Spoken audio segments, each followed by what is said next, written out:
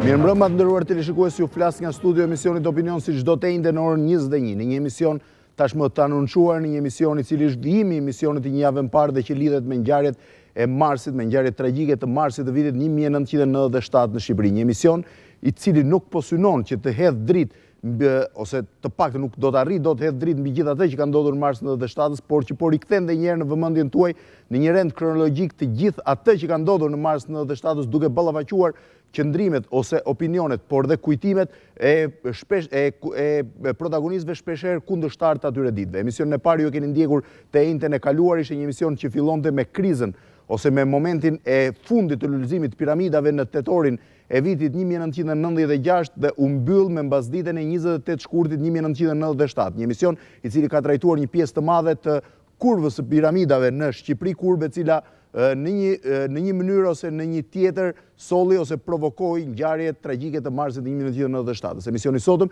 që është emisioni I dytë I një seriali prej 4 emisionesh për ngjarjet e marsit 1997, do të trajtojë në mënyrë mjaft të ngjeshur të gjitha përpjekjet dhe tentativat politike midis 28 shkurtit, pra ato që ka ndodhur midis 28 shkurtit dhe 9 marsit të vitit 1997. Do keni mjaft dëshmi të protagonistëve kryesor politik, por dhe jo politik të asaj kohe. Gjithsesi, që nga ky moment ju do keni të afishuar në ekran një numër telefoni në të cilin mund dërgoni mesazhet tuaja për të shprehur opinionin tuaj për ngjarjet e 1997-s Shqipëri, opinionin tuaj për atë që ka ndodhur, pra për përplasjen e parë të armatosur Vlorës, si dhe opinionin tuaj nëse duhej apo nuk duhej bërë marrëveshja 9 marsit, pra marrëveshja e partive politike e cila solli qeverinë e pajtimit kombëtar. Pra në numrin e telefonit që keni të afishuar tashmë 069 20 55 150 ju mund të nisni SMS-t tuaja për të dhënë opinionin mbi ngjarjet e marsit 97. Gjithashtu keni një email në cilin mund të tregoni ngjarje ose komentet tuaja, ka marrë gjatë kësaj jave emaila mjaft interesant nga disa protagonistë. Por për të mos ta zgjatur më shumë me këtë hyrje, le të rishohim edhe një herë se cila ka qenë kronologjia që kemi trajtuar në emisionin e kaluar. Pra le të bëjmë një rezume të emisionit të kaluar. Fenomeni I fajdeve merr për masa të jashtëzakonshme. Paratë që firmat rentiere kishin depozituar në banka rriten brenda 6 muajve, nga 44 milion në afro 400 milion. Pothuajse dy fishi qarkullojnë jashtë bankave. Rreth 880.000 shqiptar kanë futur aty kursimet e tyre. Fenomeni I fajdeve shndrohet në debat mes pozitës dhe opozitës. Sudia, kompania e parë rentiere që falimenton, ka humbur $40 milion. Maksute Kadëna, presidente e kompanisë, arrestohet, deklaron se ka qenë një piramid. Kreditorët e Sudes fillojnë protestën. Marshimi I tyre drejt sheshit Skënderbej ndalohet nga policia. Arrestohen krerët e fondacioneve Populli e Xhaferit.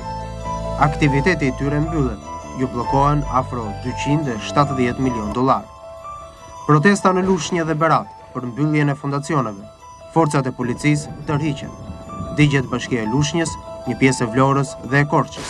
Në Lushnjë mbahet peng 6 orë zëvendës kryeministri dhe kryetari I Partisë Demokratike Tritan Shehi. Opozita del në sheshin Skënderbej duke shpërthyer kordonin e policisë.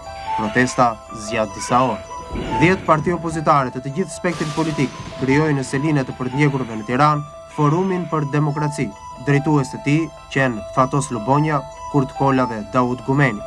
Fillon shpërndarja e parave të mbetura të fondacioneve, por po atë ditë mbyllen sportelet e Gjallicës në Vlorë. Qyteti ngrihet në protestë. Protesta në Vlorë përfundon me djegjen e komisariatit dhe selisë së PD-s. Policia humb kontrollin.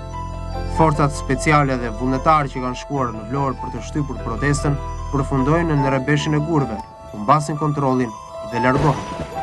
Në përplasjen e radhës me policinë, shënohet viktima e parë, Artur Ustemi, I vrarë në rrethana të panjohura me armë zjarri. Varrimi I tij në Vlorë shndrohet në një manifestim gjigant kundër qeverisë. Parlamenti hedh poshtë propozimin e Meksit për vendosjen e gjendjes së jashtëzakonshme në Vlorë. Zgjidhje të tjera politike nuk propozohen. Liderët e PS-s, PSD-s dhe PAD-s marrin pjesë në mitingun e madh të protestuesve në Vlorë. Mitingu kërkon rrëzimin e qeverisë. 50 studentë të Universitetit të Vlorës dhe Universitetit të Gjirokastrës hynë në grevurie që kërkon kthimin e parave dhe rrëzimin e qeverisë. Gjykata shpall grevën e paligjshme dhe kërkon shpërndarjen e saj. Në Vlorë ndërkohë vijojnë protestat. Ndërkohë, 28 shkurti ka gdhiri tensionuar në Vlorë, ka gdhiri tensionuar për arsye se ka pasur fjalë gjatë natës që forca speciale të ardhura nga Tirana, kryesisht të shërbimit informativ kombëtar, do të ndërhyjnë për të nxjerrë jashtë studentët që janë në grevurie për arsye se greva urisë është shpallur e paligjshme.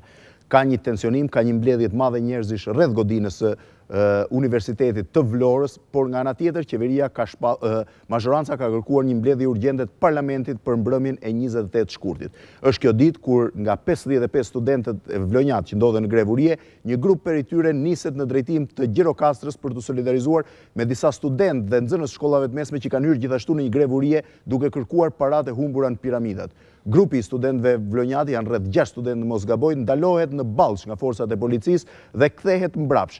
Është ky një moment mjaft i tensionuar për arsye se në Vlorë mbrin lajmi që studentët janë arrestuar. Në të vërtetë, ata arrin në Vlorë pranë në Muzg, në prag të Muzgut, pra ndërkohë që po bie mbrëmja, dhe ndërkohë që në Tiranë është mbledhur parlamenti për të diskutuar në mënyrë urgjente se ç'masa do të marrin ndaj situatës që është në Vlorë. Ja si rrëfen një prej studentëve të ndaluar, një prej atyre që udhtoi drejt Gjirokastrës dhe u ndaluan në Ballsh, aventurën që ata patën dhe pse policia i ndaloi dhe i ktheu mbrapsht. Le ta ndjekim këtë dëshmi të marrë nga, që është një dëshmi e kohës, marrë nga televizioni i njohur i Vlorës në atë kohë, Teleblu. Këtu pranë kemi një nga anëtarët e grupit që është nisur dje në Gjirokastër për të solidarizuar me studentët që janë ngujuar në një grevurie tjetër dhe që janë ndaluar dje në Ballsh. Altin, juve dje jeni ndaluar nga forcat policisë apo forcat të shikut dje në Ballsh?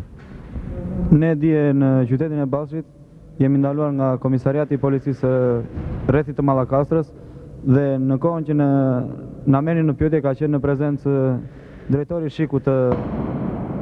i shikut të Mallakastrës dhe shefi i krimeve. Sa veta ishit?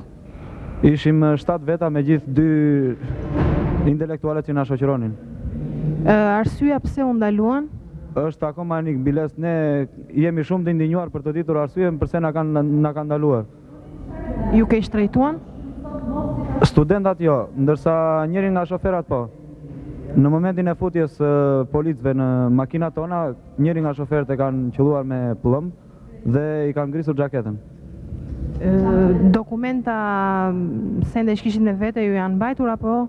Po, na kanë sekuestruar kasetën e videos që kishim xhiruar këtu tek studentat, një gjysmë kasete dhe pjesën tjetër do ta plotsonim në Gjirokastër. Na kanë mbajtur deklaratën që kishim bërë studentat e Universitetit të Vlorës për në shenjë solidarizimi me studentat e Gjirokastrës dhe disa gjëra të tjera të makinave. Sa orë keni qëndruar? Kemi qëndruar nga ora 1:30 deri në orën 7. Kjo mbasdite? Po. Kur dolët, cili ishte motivi? Pse u liruan? Motivi ishte thjesht presioni i jashtëm, thjesht presioni që është bërë nga qytetarët e Vlorës për të na liruar.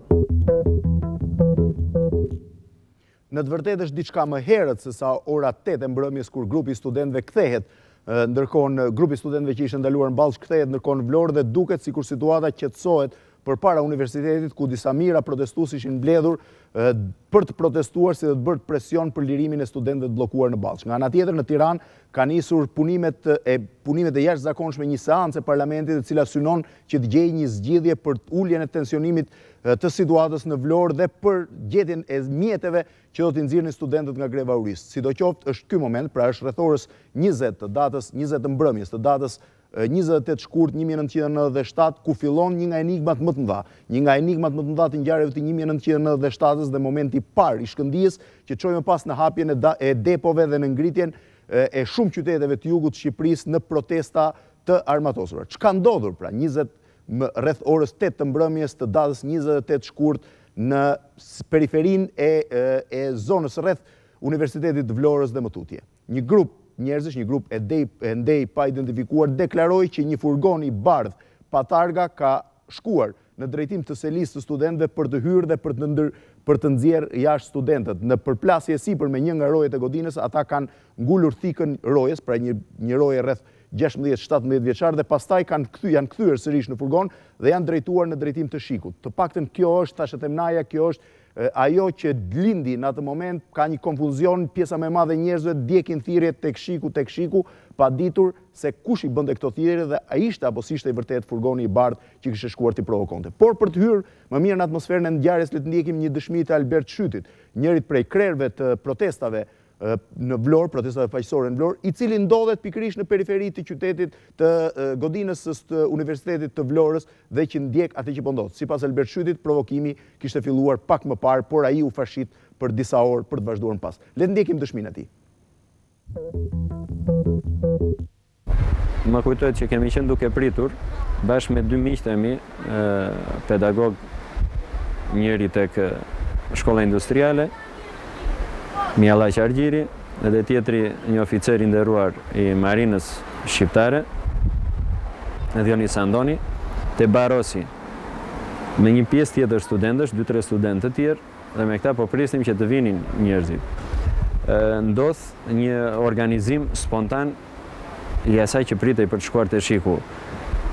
Një grup njerëzish kishin lajmëruar se gjoja tek universiteti, ishin afruar forcat të shikut për të nxjerrë studentët dhe ishte bërë si zakon. Vlonjatët ishin mësuar që gjatë gjithë protestës bashkonin energjitë, dhimbjen, dëshirën, mendimin për të gjetur një rrugë zgjidhje ose edhe për protestën, dhe në çdo sinjal që jepej mblidheshin brenda pak sekondave bashkë. Siç mblidheshin në mëngjes në itinerarin e mëngjesit dhe të mbasdites për të protestuar, ashtu mblodhen dhe në ora 7 para godinës së universitetit. Dhe këtu ishte puna jon vetmohuese që e bindëm prap atë turm që nuk ka pasur absolutisht asnjë lloj tentative nga forcat e shikut për të nxjerrë studentët. Studentët ishin brenda, ishin mirë e bukur dhe u detyruam që të nxjinim dhe një nga studentët që ishin brenda në grevën e oris, t'i fliste kësaj mase të irrituar. Atë që arritëm ta bënim në ora 7 nuk e bën dot një orë më pas, ku ajo pjesë që kishte ngelur u drejtua vërtet drejt shikut. Versioni i vetëm që ishte dhe ajo që u dëgjua ishte se gjoja një makinë me forca të shikut tentoi të futej tek universiteti dhe duke drejtuar automjetin drejt godinës së shikut bëri që dhe njerëzit të drejtoheshin drejt asaj godine. Ajo çka ndodhi ishte vërtet makabre. Disa mijëra vetë drejtohen tashmë drejt selis ose drejt godinës së shërbimit informativ kombëtar që ndodhet disa metra larg Universitetit Vlorës. Është një moment rrëmuje, një moment tensionimi, fillojnë të dëgjohen krisma në ajër. Pak metra më tutje ndodhet korrespondenti i BBC-s për qytetin e Vlorës, Stavri Marko. Ja si e kujton ai këtë moment. Nuk munda ta ndaja nëse në 28 shkurt ishte diçka e stisur, ishte diçka e studiuar nga grupet e caktuara, sepse në analizat tona diçka pritej të ndodhte. Nuk e kisha dëgjuar, për herë të parë dëgjova çështjen e shikut, pasi morëm peng dy çuna, dy adoleshente dhe u drejtuam makina atje, gjithë vëmendja u shpërngua nga universiteti, shkuan drejt të shikut. Aq më tepër që kishte ardhur një lajm që shumë nga oficerët e shik të Berishës kishin mbërritur në Vlorë dhe strehoheshin atje. Kush hapi lajmin? Shiko, do të kemi parasysh që atje kishe vetëm turma njerëzish dhe turmat dirigjoheshin në mënyrë të çoroditur, të pavarur. Dhe nuk mund të fiksosh kush e ka hap lajmin ose kush e ka hap. Me të marrë sinjalin që u shpërngul vëmendja nga universiteti për të shiku, pash që rruga nga skela, pra, nga universiteti për të shiku, ishte një gjigant masash që vinin me shpejtësi në drejtim të shikut. Mbaj mend që turma e gërsuar me thirrje nga më të ndryshmet, qoftë edhe për shikun, që ishte konsideruar si një institucion tej mase e urryer nga masa e popullit, pash që në darkë, në ora 9-10 kështu, kërcitën armët e para. Situata perceptoi aq e rëndë sa që njerëzit identifikonin çdo të keqe me institucionin e Shikut dhe njerëzit e saj. Armët fillojnë rreth orës 20:30 dhe për disa orë rresh ka shkëmbime zjarri midis protestuesve që tentojnë të hyjnë në selinë e Shikut dhe disa oficerëve të Shikut, të cilët gjenden seli dhe që mbrojnë godinën e tyre. Është pikërisht kjo orë kur gazetarët dhe sidomos ata të Teleblus marrin menjëherë informacionin për të drejtuar në vend ngjarje. Ja si e kujton se si e ka marrë këtë informacion dhe si janë drejtuar për atje Genz Demiri, një nga drejtuesit e Teleblus. Në 28 shkurt, unë bashkë me grupin e xhirimit kemi qenë të greva e studentëve pranë universitetit. Dhe aty ka ardhur një njoftim që një makinë e Shikut ka rrëmbyer një protestues dhe ka marrë drejtimin e Shikut. Këto ishin informacione të pa konfirmuara, kupton. Dhe u detyruan të ndiqnim turmën që vetë drejt Shikut, e cila ekun dy drejtime. Drejtimi i parë ishte nga kryqëzimi që merr centralen dhe drejtimi i dytë ishte këtej nga bregu i detit që kthehesh tek shkolla e marinës. Këtë drejtim ndoqëm dhe ne. Pa arritur tek kryqëzimi i shkollës marinës, dëgjojmë krisma. Nuk mundot të filmonim për arsye të kohës, që ishte errësirë, edhe nuk mund të përdorim as projektorat. Ndërkohë, në drejtim të godinës së shërbimit informativ kombëtar hidhen bomba molotov dhe një pjesë e godinës ndizet në flak. Pra është një moment i tensionuar i natës relativisht të vonë të 28 shkurtit. 3 javë më pas, pra 3 javë më pas kësaj ngjarje makabre, shefi i shërbimit informativ kombëtar Bashkim Gazidede në daljen e tij të vetme publike, në Parlamentin Shqiptar, ka dhënë versionin e tij të ngjarjes, pra ka dhënë versionin e tij se çka ndodhur në 28 shkurt sipas informatave që ai ka pasur në një prej godinave lokale të institucionit që ai drejtonte. Le të ndjekim dëshminë e Gazetedes. Shiku ka funksionuar normalisht, duke ndjekur situatën në rrethin e Vlorës. Në kryen e detyrës, e cila ka qenë në përputhje të plot me ligjin, punonjësit e këtij organi në asnjë rast nuk kanë provokuar asnjë protestues ose qytetar. Këto e deklaroj me përgjegjësi të plot, duke hedhur poshtë thashëthemet e ndryshme që janë përhapur gjithandej qoftë nga punonjësit të sigurimit të shtetit, qoftë edhe nga media të ndryshme. Inspirues të këtij dezinformacioni kanë qenë, thash, ish punonjës sigurimi i shtetit dhe persona të tjerë që kanë punuar për llogari të shërbimeve të huaja. Të ndihmuar nga propaganda edhe e disa stacioneve të medias elektronike apo dhe shtypit, në Vlorë u dhunua dega e Shikut e këtij rrethi, paralajmëruar një ditë më parë nga radio BBC, Sigur Gjoja dhe Gazeta Koha Jon, punonjësit e Shikut do të nxirrin me forcë grevistët e urisë, lajmi i cili s'kishte absolutisht asnjë gjë të vërtetë. Natyrisht, ishte pjesë e një plani të parasaktuar, i cili u realizua pikërisht të nesërmen e kësaj dite, më 28/2/97 në orën 21:50, kur një grup personash të armatosur me gjithë arsenalin e armëve që disponon ushtria shqiptare, por theksoj përpara se sa të rrëmbeheshin armët në repartet, sulmuan degën e Shikut, duke e synuar që të vrasin gjithë punonjësit që ndodheshin aty. U gjet një pretekst, Sigur Gjoja kishte shkuar një furgon i Shikut për të sulmuar, për të rrëmbyer grevistët, që është një sajim fund e krye i medias dhe atyre që e kanë përpunuar atë media. Natyrisht është krejt logjike të mendosh se nuk mund të shkonte një furgon me 5 veta që të nxirrte grevistët që ruheshin nga të paktën 5000 njerëz rreth e përqark. Dhe e deklaroj me përgjegjësi të plot dhe për këto i disponoj gjithë faktet e nevojshme, që kishte të paktën 3 ditë që punonjësit e Shikut nuk dilnin fare nga godina dhe ushqimin e hanin aty brenda.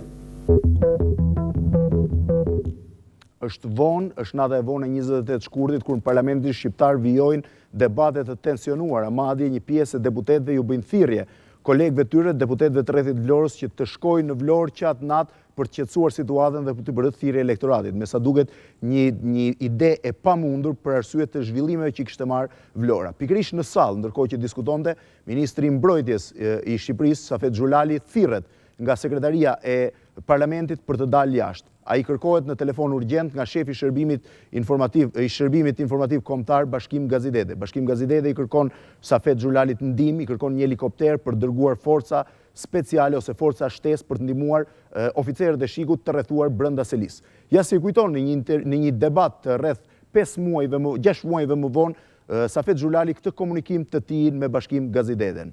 Le ta ndjekim. Kur filloi trazira dhe sulmi mbi punonjësit e shikut, Gazidedia dhe të gjithë ne u shqetësuam jashtëzakonisht shumë. Ishte një ngjarje tragjike ku vriteshin njerëz. Ai më kërkoi që ti ndihmoj. Por unë nuk i kisha mundësit dhe as kompetencat. Në radhë parë nuk kisha mundësit. Ishte mbrëmje, vonë, ishin me, si pas informacionit, me mira njerëz që ndodheshin aty. Ne kishim aty pranë një repart të vogël dhe aty mund të ndodheshin 10-15 veta. Dhe unë nuk besoj që qoftë politikan, qoftë ushtarak, qoftë asnjë, që 15 veta edhe po të kenë vullnetin mund të ndërhyjnë kur ndodhen mira veta që kanë aty. Mua më kërkua që reparti të ndihmoj, që të shpëtoheshin ato njerëz. Jo armë nuk më janë kërkuar në atë moment. Në të vërtetë, kjo është biseda e fundit me sa duket midis shefit shërbimit informativ kombëtar dhe ministrit mbrojtjes, dy njerëz që mbërthejnë brenda tyre një nga misteret e mëdha të marsit të 1997. Safet Xhulali, ministri i mbrojtjes, ndroi jetë në prill të vitit 2003, ndërkohë që Gazidede ndodhej në ekzil jashtë Shqipërisë. Pra duket si midis të dy njerëzve që mund të kishin zbardhur një pjesë të enigmës nuk ka pasur më komunikim. Ndërkohë rreth orës 21:30 të datës 28 shkurt, njoftohet presidenti i Republikës për atë që po ndodhte në Vlorë, natyrisht për të marrë dhe mendimin e tij. Ja si e kujton tashmë Sali Berisha, kryeministri i vendit, njoftimin që ka marrë për atë që po ndodhte në Vlorë rreth selisë së shërbimit informativ kombëtar. Lajmi më ka ardhur direkt nga drejtori i përgjithshëm i shikut, i cili më raportoi për ngjarjen.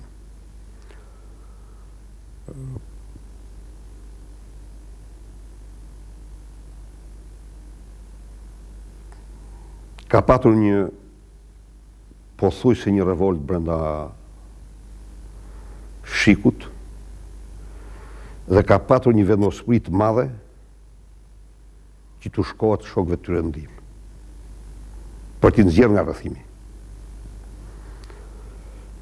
Është bërë skema, por skema nuk u zbatua, sepse masa e njerëzve u afrua shumë me dhe pastaj ajo do krijonte një kasapan aty. Do krijoi vërtet një ngjarje shumë e rëndë dhe kjo që arsyeja që nuk u ndërmorën veprime, dolen për rrethimi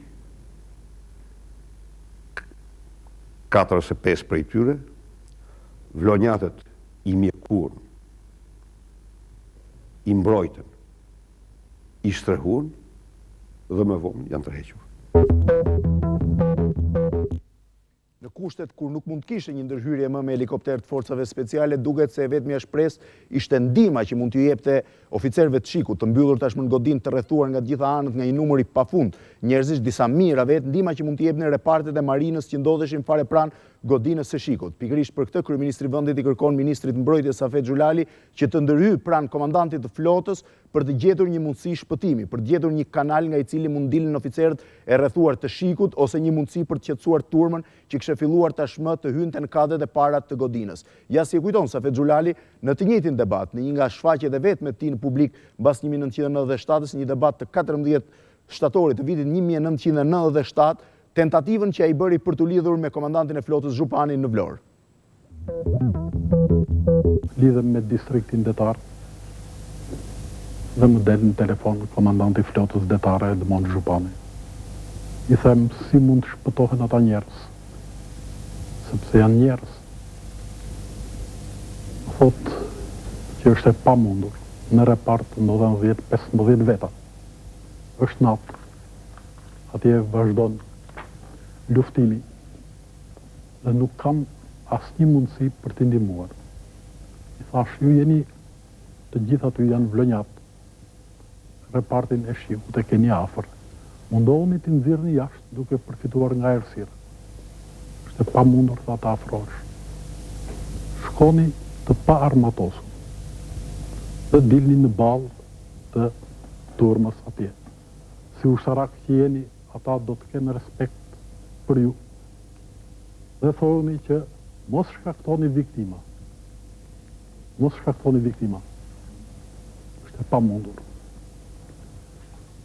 Bëjt pamundurën e thash. Por efektivisht unë nuk e kam takuar më zhupanin pas asaj bisede telefonike. Ata nuk patën mundësi, të pakën shumë raportuaj që nuk patën asnjë mundësi. Kurse edhe si kur të ishte kompetenca ime, armët ishte e pamundur që të dërgoheshin atje. Si mundet, për shembull në një kohë që janë mijëra vetë që kanë rrethuar në një ndërtesë, shkoj një makinë me armë dhe t'ju thotë, 1 minutë, pushoni ju, të dërgojmë në armatimin dhe të shti vazhdoni luftën. Ishte një absurditet, le që kjo nuk mu kërkua mua. Rreth orës 24, pra rreth mesnatës, situata ka marrë fund përfundimisht, se lija e shikut po digjet e gjitha. Disa oficerë të shikut arrin të çajnë rrethimin nga pjesa e mbrapsme dhe të largohen. Njëri prej tyre i plagosur, i quajtur Besnik Hidri, humbi jetën më pas, ndërkohë që tentonte të transportohej me helikopter drejt Spitalit Ushtarak të Tiranës. Oficeri i dytë i shikut që humbi jetën, quhej Lek Qoku, ishte i plagosur dhe ra në dorë të sulmuesve të godinës, ndër të cilët pra nga qytetarët blonjat pati ndërkohë dhe 3 viktima të tjera. Lek Qoku ndëshkohet ose vritet ndërkohë që ishte i plagosur dhe përkërkon të ndihmë. Ne kemi disponuar gjatë gjithë këtyre ditëve që jam marrë me këtë material një pjesë të pamjeve të tmerrshme të ngjarjeve të asaj nate, pra rreth lindjes së ditës kur ka filluar dhe linçimi i oficerëve të shikut, si dhe pamjet e tmerrshme rreth godinës, por për arsye etike, për arsye të dhimbjes së të gjithë atyre familjeve që kanë humbur njerëzit e tyre, janë 5 familje që kanë humbur të afërmit e tyre në këtë konflikt absurd. Në thellësinë nuk do t'i transportojmë këto pamje, në vazhdim të gjithë emisionit sotëm pamjet e viktimave dhe të kufomave do t'jenë të reduktuara ose të fshira krejtësisht nga kronikat, për arsye sikur se thash për të mos ngjallur dhimbjen atyre familjeve që kanë humbur të afërmit në një situatë tragjike, por edhe absurde njëkohësisht. Pra është rreth orës 24 kur 2 oficerë të shikut kanë humbur jetën dhe 3 qytetarë të Vlorës gjithashtu janë të vdekur të dërguar në spitalin e Vlorës, kur depo janë pranë shikut është përthyer dhe me të janë armatosur protestuesit të cilët kanë sulmuar selin e shikut. Është një moment tragjik, një moment ankthi në të gjithë Vlorën, dëgjohen krismat e armëve dhe fishekët gjurmlënës të cilët duken qartë në natën e kthjellët të 1 marsit që po lind. Ndërkohë, në spitalin e Vlorës dërgohen të plagosurit dhe personat që kanë vdekur ose që do të vdesin në spital. Mëngjesin e 1 marsit, për Teleblun, drejtori i spitalit të Vlorës deklaron atë që mund të quhet gjendja ose bën një deklaratë në cilën shpreh gjendjen e spitalit të Vlorës mbas përleshjes të shiku. Le ta ndjekim këtë material të rrallë. Duke filluar nga ora 9 mbrëmjes të ndëgjysëm deri tash në mëngjes, në spital kanë ardhur viktima të vdekur, të plagosur, të shumt. Stafi mjekësor i spitalit sa po dëgjoj breshrit e para të kësaj kasapane, po i quaj, të kësaj nate makabre, të kësaj ditë Bartolomeu, të kësaj ditë ku Vlora u përgjak, të tërë në spital, kirurgët, reanimatorët, infermierët, mjekët e shërbimit të gjitha shërbimeve, radiologët, portierët, për të dhënë sa ato pak në ndihmën mjekësore të këtyre djemve të Vlorës, të cilët një pjesë fatkeqësi është që vajtën direkt në morg, s'patën mundësi personeli mjekësor të shërbente, kurse të tjerët në përsallat e operacionit në salët e mikrokirurgjisë për të marrë ndihmën mjekësore. Konkretisht, ju lutem, cilët janë personat që kanë humbur jetën? Të vdekur në spital kanë ardhur 4 veta: Fatmir Tozaj, Shkëlqim Bogdani, Artur Zotaj dhe Lek Frank Cakaj. Të shpruar në spital janë 6 veta, kurse 10 të tjera, 15 të tjerë që kanë ardhur janë mjekuar, kanë ikur, dikush nuk ka dhënë as emrin për të punë, ka marrë mjekimin, ka marrë ndihmën mjekësore dhe është larguar për në shtëpi. Askush nuk mund të thotë me saktësi se çka ndodhur mesnatën ose mbrëmjen e vonë të 28 shkurtit. A pati realisht përfaqësues të Shikut ose oficerë të Shikut që shkuan të provokonin në grevën e urisë dhe të nxirrin me forcë studentët? A pati realisht oficerë të Shikut që morën peng 2 nga rojet e derës së godinës dhe më pas u drejtuan drejt selisë së shërbimit informativ kombëtar, apo e kundërta, siç dëshmon Gazidete, oficerët e Shikut ndodheshin vlorë krejtësisht izoluar dhe madje dhe ushqeheshin aty? Mbetet një nga enigmat më të mëdha, një enigmë që askush nuk ka ditur dhe nuk ka mundur ta zbardhë, duke nisur madje që nga mëngjesi herët e ditës më vonshme, kur Telebluja bën investigimin e parë në këtë drejtim. Gjithsesi, përpara se të japim një kronik ose opinionin e Albert Shytit, njërit prej drejtuesve të protestave, i cili tregon se si ka ndodhur ose ç'mund të ketë ndodhur realisht tek Shiku, po i kërkoj edhe një herë që në numrin e telefonit që ju keni të afishuar në ekran, 069 20 55 150, të dregoni opinionet tuaja lidhur me atë që ka ndodhur në 28 shkurt të 1997 në Vlorë, lidhur me atë se si gjykoni ju ngjarjet e 1997 dhe nëse jeni apo si jeni dakord, nëse e pranoni apo jo faktin ose e përshëndesni faktin e marrëveshjes së 9 marsit. Dua di opinionin tuaj për të parë se si ka evoluar mendimi mbas 9 vjetësh. Por rikthehemi përsëri në kronologjinë e ngjarjeve. Pra rikthehemi tashmë tek gjykimi i 28 shkurtit të 1997-s, ja si deklaron Albert Shyти. Çka ndodhur dhe a ka pasur një provokim real të Shikut? Tentativa të punojësve të Shikut ka pasur që në datën, si që thash pak më parë, që në datën 24. Kanë qenë përpjekje të vazhdueshme, jo vetëm për të hyrë me një fjalë tek studentët, po dhe në masën e protestuesve, duke hedhur dhe thirrje të tilla, siç i përmenda pak më parë, që të shkojnë drejt Fierit, të shkojnë drejt Tiranës, të shkojnë drejt kësaj, drejt asaj, me një fjalë. Ata tentonin vazhdimisht për të krijuar një konflikt. Ai sa thash, në datën 28 ja arritën që ta pragmatizonin atë çka kishin si projekt. Fakti që vërtet një makinë, kjo ishte e vërtet, sepse gjithë ata që shkuan ndoqën një makinë që u fut brenda godinës së Shikut. Dhe ky fakt arriti që të shkaktonte edhe atë që ndodhi. Dhe ndërkohë, ja cili është opinioni, ose ja si e sheh këtë moment korespondenti i BBC-s për rrethin e Vlorës në atë kohë Stavri Marko. Le të ndjekim opinionin e tij. Nuk mund ta them dot pasi edhe në reportazhet që kemi bërë ne, kemi parë që u kapën disa shiksa, u identifikuan, u denoncuan, po të shikosh media ne kemi në ato vite, por nuk mund të them dot që vërtet kjo mund të ishte si pari, mund të ishte një gjë e qëllimshme për atë punë, sepse duam akoma kohë që të analizojmë të vërtetën si ka qenë. Po ja cili është opinioni i ministrit të mbrojtjes Safet Xhulali, i cili disa muaj më vonë, sikur se thash, ka gjykimin e tij mbi atë se çfarë kishte ndodhur te studentët dhe nëse Shiku kishte mundësi t'i provokonte ata apo jo. Në datë 28, unë kam qenë në Tiranë, i kthyer një ditë më parë nga një vizitë në Ukrainë.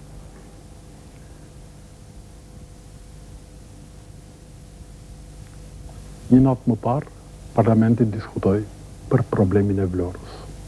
Mora pjesë edhe unë atë diskutim. Televizioni e dha të plota të santë.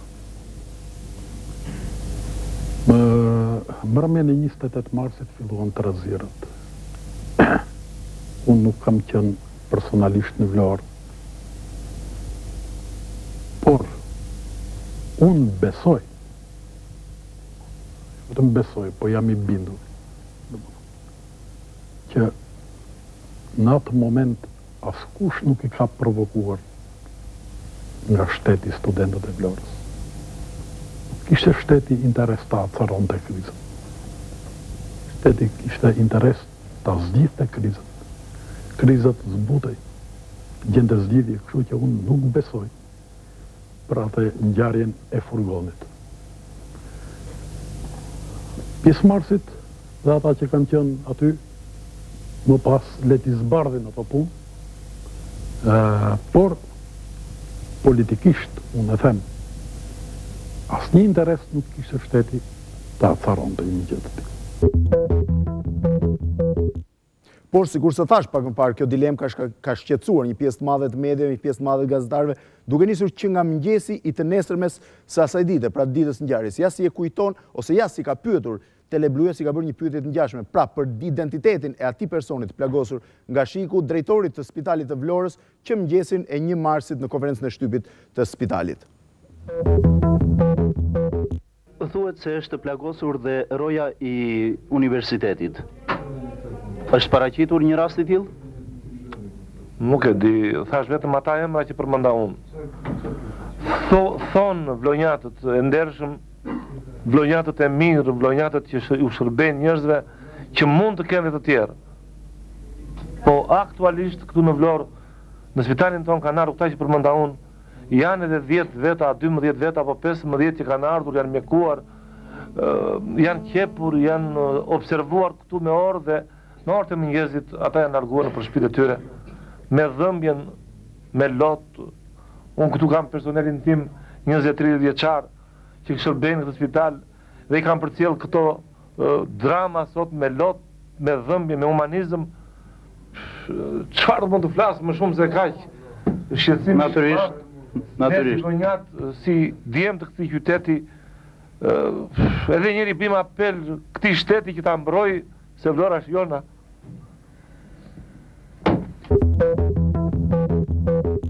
Në fakt, qëndrimi dhe përkujdesja e mjekëve të qytetit të Vlorës është titanike, është heroike, duke nisur që nga mëngjesi i 1 marsit duke vazhduar në 3-4 muaj të jetë të tensionuara të jetës në qytet. Është një qëndrim i cili është për të admiruar dhe që i takon të gjitha bluzave të bardha të jugut të Shqipërisë. Në emisionin e 4 ju do të ndihni një mënyrë se si protestojnë mjekët e qytetit të Sarandës kundër atyre personave të dhunshëm dhe bandave që hynë në spital për të vjedhur mjekimin, për të vjedhur gjithçka që ata mund t'ju shërbejnë, gjithçka me anë të cilëve ata mund t'ju shërbejnë personave që kanë nevojë për ndihmë, po thuajse në asnjë rast bluzat e bardha nuk kanë bërë diferencë midis atyre që kategorizoheshin si forca qeveritare dhe atyre që kategorizoheshin si qytetarë në protestë. Pra, është një qëndrim për t'u admiruar dhe për t'u nënvizuar pikërisht ky admirim. Ndërkohë, mëngjesin e 1 marsit Vlora nglidhiet e shokuar, agjencitë e lajmeve përcjellin njoftimin për të gjithë vendin, duke nisur që nga veriu e deri në jug të Shqipërisë jepet informacioni që në Vlorë kanë shpërthyer depot e armëve, që godina e shikut është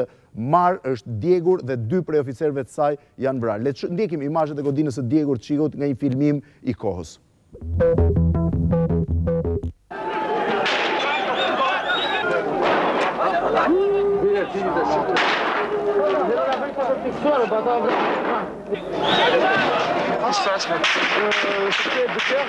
C'est le figurine de l'État, c'est la police secrète de notre État.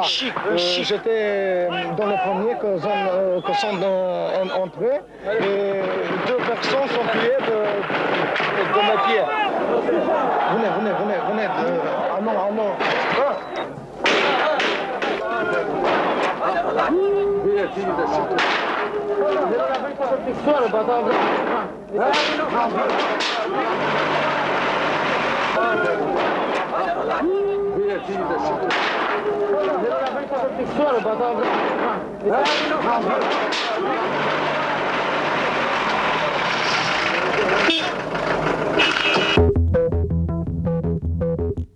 Pra është momenti kur rëmbehen armët e para dhe kur një pjesë e madhe e qytetit fillon tashmë të armatoset. Kur godina është djegur, atje ndodhen dhe një pjesë e gazetarëve tuaj të atashuar në Vlorë prej disa ditësh. Po si e ka përjetuar sulmin ndaj godinës së shërbimit informativ kombëtar dhe vrasjen e 2 oficerëve të këtij institucioni, presidenti i asajkohshëm i Republikës Sali Berisha. Le të ndjekim prononcimin e tij bërë disa javë më parë. Historinë e këtij shteti Lek Çoku dhe Besnik Hidri do mbeten martirt e tij.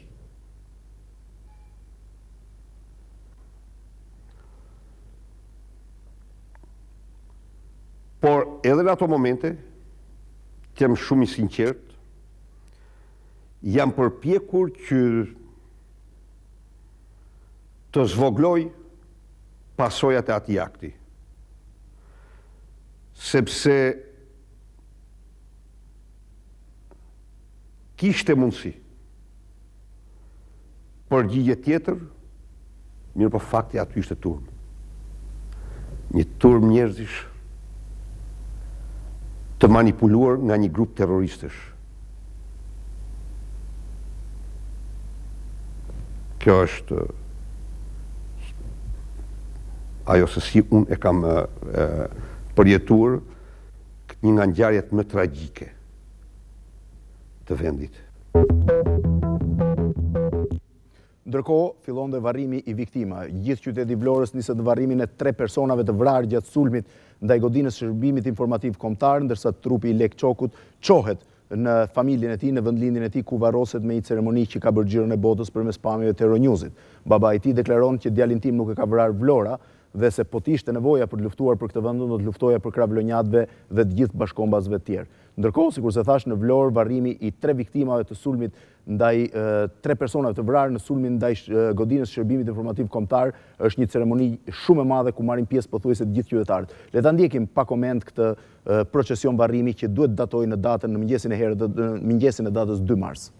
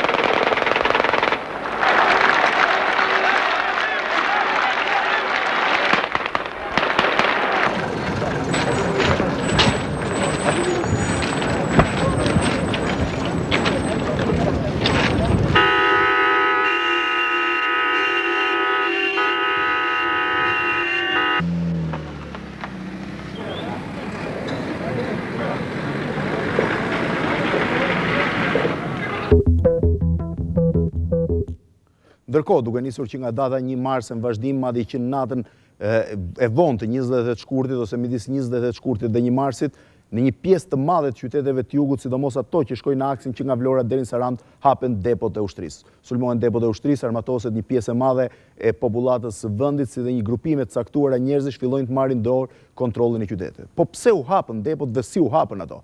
Përpara sa të fillojmë prononcimet ose të ndjekim komentet dhe kujtimet lidhur me këtë moment, le të kalojmë në një spot publicitar të kompanisë Vodafone që është sponsori zyrtar i emisionit Opinion dhe i të tjerëve dhe të rikthehemi përsëri në studio. Ndërkohë, ju tërheq edhe një herë vëmendjet që numrin e telefonit që keni të afishuar në ekran 069 20 55 150 mund të çoni komentet tuaja lidhur me 28 shkurtin, me ngjarjet e marsit në përgjithësi, hapjen e depove, si dhe me qëndrimin që duhet mbajmë ndaj marrëveshjes së 9 marsit të partive politike. Rikthehemi pas pak sekondash transmetim.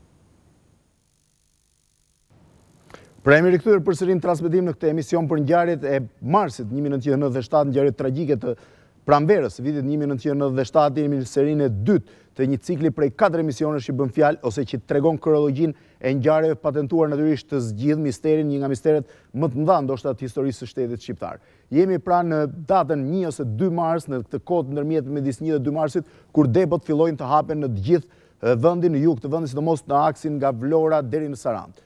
Po pse u hapën depot dhe kush qe protagonist për hapjen e tyre? Le të ndjekim dëshminë e Albert Qytit. Momenti i parë me një fjalë që u hapën depot ishte gjatë përleshjes të Shiku, duke qenë që turma e njerëzve ishte e parmatosur dhe u gjend në momentin fillestar në një breshëri të pa imagjinueshme armësh, i detyroi që të hapnin 2 depot e armatimit, që ishin njëra pranë, sepse godina e Shikut ndodhet pranë godinës së shkollës së akademisë, dhe tjetra një depo e rezervave që ishte. Dhe ky ishte momenti i parë që flitet në Vlorë, që bëri të mundur rënje në dorë të armatimit tek masa që protestonte. Po ato momente, korespondenti BBC-s për Jugun, Aleksandr Qipa, ndodhej në Himar, ku bëhet dëshmitar i hapjes së depove të Porto Palermos, njërës prej bazave ushtarake më të rëndësishme të ushtrisë shqiptare dhe natyrisht ku ndodheshin sasi të mëdha municioni. Ja se kujtona i hapjen e depos që ndodh çuditërisht që në 28 shkurt. Së pari ka pasur zëra në qendër të Himarës, në lagjen që himariotët e quajnë Spile. Aty ka pas zëra nga persona të panjohur, sepse praktikisht në atë moment unë kam qenë në shtëpi dhe se di, vetëm kam dëgjuar klithmat e thirrjet e tyre. Po hapet Porto Palermo, kam pasur zëra. Natyrisht ky zë ka ardhur pasi ka ndodhur ngjarja e Vlorës. Në të njëjtën kohë e them me bindje sepse në atë kohë unë për shkak sepse vetëm në Himar në atë moment vinin sinjalet televizive të medias greke, kryesisht unë e kam parë nga Mega dhe Antena greke, të cilët e kanë dhënë atë çka ka ndodhur në Vlorë. Sulmi mbi godinën e Shikut, episodet e përgjakshme të ndodhura me një apo dy pjesëtar të Shikut të Vlorës. Në këtë periudhë unë nuk mund të flas për këto ngjarje sepse s'kam qenë prezent në Vlorë. Unë me urdhër të BBC-s për shkak edhe të ngarkimit dhe të pasigurisë që kisha në ushtrimin e detyrës, urdhërohem që të kthehem në Gjirokastër dhe të raportoja për zonën e përreth Gjirokastës, ku bëj në mënyrë eksplicite bëj fjalë për Metin, Tepelenën, Sarandë, Delvin dhe Gjirokastër. Dhe nga ora 12 e natës kanë filluar krismat, bet fjalë gjithmonë për në datën 28 shkurt, krismat të shumta në Himar dhe në zonën që lidhe Himarën me Porto Palermon. Nga të thënat e disa qytetarëve që kishin asistuar në Porto Palermo, bëj fjalë që personat e parë që kishin sulmuar Porto Palermo në bazën ushtarake, kishin hasur në vështirësi sepse dera kryesore e bazës detare të Porto Palermos ishte e kyçur në mënyrë hermetike, është një derë, një portë e madhe hidraulike që komandohet me pult. Personat kanë hyrë nga gypat e ajrimit brenda në Porto Palermo. Aty në krah të bazës ka pas qenë një batalion apo nuk e di, një njësi ushtarake ku ishte reparte dhe aty kishte shumë pak armë. Nuk ka pas nuk ka pas absolutisht rezistencë nga ushtarët apo oficerët apo nën oficerët e atyshëm, dhe kaosi më pas është shtrirë në mënyrë të menjëshme dhe në zonën tjetër ku ka pasur reparte ushtarake. Por Bashkim Gazidete ka një version të tij padyshim shumë konspirativ lidhur me hapjen e depove në Vlorë, Porto Palermo dhe në gjithë jugun e Shqipërisë. Le të ndjekim prononcimin e tij bërë në Parlamentin e Shqipërisë përpara deputetëve. Pas shkatrimit të degës së Shikut, siç dihet, turma sulmoi repartet dhe bazat ushtarake të Vlorës duke mos has asnjë lloj rezistence. Vala e sulmeve të reparteve ushtarake, sipas një plani të parasaktuar për shiu më pas Tepelenën, Delvinën, Sarandën, Gjirokastrën, Përmetin e tjerë, me synim shtrirjen e saj deri në lumin në Shkumbin. S'është rasti që të nesërmen e ngjarjes së Vlorës, në datë 1/3/97, në Himar ngrihet flamuri grek nga Albert Shyti, i ardhur nga Greqia gjoja si përfaqësuesi i emigrantëve shqiptarë në Greqi, i cili vihet në krye të lëvizjes së protestuesve të Vlorës, duke e ndezur së tepërmi këtë lëvizje. Drejtuesët e kryengrytjes së armatosur në Sarandë dhe Delvin pothuajse i kanë shkëputur lidhjet me shtetin shqiptar dhe po synojnë në shpalljen e autonomisë për këtë zonë. Në kohën që këto ngjarje po zhvilloheshin me shpejtësi, stacione të ndryshme televizive greke, duke ndërprerë programet e tyre, jepin her pas herë lajme për zhvillimin e ngjarjeve në Vorjo e Pirë, si thonë.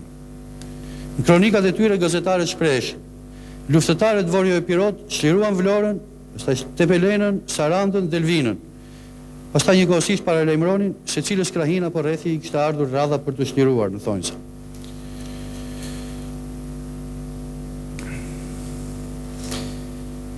Synimi i kësaj lëvizje gjatë kësaj periudhe, përveç se ishte armatosja e popullsisë, Ishte dhe shkëputja e marrëdhënieve me pushtetin qendror në Shqipëri. Shkatrimi i vlerave historike e kombëtare që vërtetonin identitetin kombëtar shqiptarëve dhe vendosja e Shqipërisë dhe arritja me i farë mënyre e shkëputjes së Shqipërisë Jugut. Natyrisht shkatrimi i vlerave kombëtare historike u duk qartë në Muzeun Mesjetar në Korçë, me djegjen dhe shkatrimin e institucioneve që dispononin dokumente që vërtetojnë autokroninë e shqiptarëve në trojet e tyre. Janë djegur biblioteka, zyra kadestrale dhe mjaft dokumenta me vlerë historike e kombëtare. Dhe Befas ngrihet një nga pikpyetjet po ashtu shumë interesante të ngjarjeve të marsit 1997. Pse ushtria i dorëzoi depot e saj pa bërë asnjë lloj rezistence? Pse ata që ishin caktuar për të mbrojtur pikat e depove të depove të armatimit nuk bën asnjë lloj rezistence? Një pjesë e madhe e shmive tregojnë që njerëzit kanë hyrë ose qytetarët kanë hyrë në depo pa hasur asnjë lloj rezistence. Në atë kohë, ushtria shqiptare kishte një numër prej rreth 4000 pikash të hapjes të armatimit, shpërndarjes së armatimit të shtrira në gjithë territorin e Shqipërisë. Ja si e justifikon këtë qëndrim të ushtrisë shqiptare ministri i mbrojtjes së asaj kohe Safet Xhulali në të njëjtin debat televiziv të datës 14 shtator 1997. Ashtu si erdhi puna, ushtria nuk mund të qëllonte. Nuk mund të qëllonte se nuk kishte moral dhe motiv. Dhe ligjet për të qelluar janë të formuluar në një mënyrë aq të dobët sa e bën të vështirë marrjen e një vendimi për të qelluar ose jo. Ligji për përdorimin e armëve në fakt ndalon të qellosh në turma, veçanërisht kur ka dhe personat mitur, gra e të tjera, por thot që duhet që ai që ndodhet në vendëroje të shikoj, të kontrolloj kush është organizatori, kush është ky, kush është ai. Në përgjithësi depot e armatimit janë sulmuar natën dhe roja ose grupi i ushtarëve as që mund të shikonin se kush ishte organizatori. Vendosur përballë dilemës nëse duhet qellonin për të mbrojtur depot duke vrarë qytetarët që sulmonin ato, apo duhet të ruanin qytetarët duke dorëzuar depot, duket se ushtria ndodhet midis dy zgjidhjeve pothuajse të pamundura. Ja dhe Perikliteta, sekretari i mbrojtjes i vitit 1997 në qeverinë e re, i cili dëshmon se ushtria nuk mund të qellonte kundër qytetarëve. Le të ndjekim në dëshminë e tij.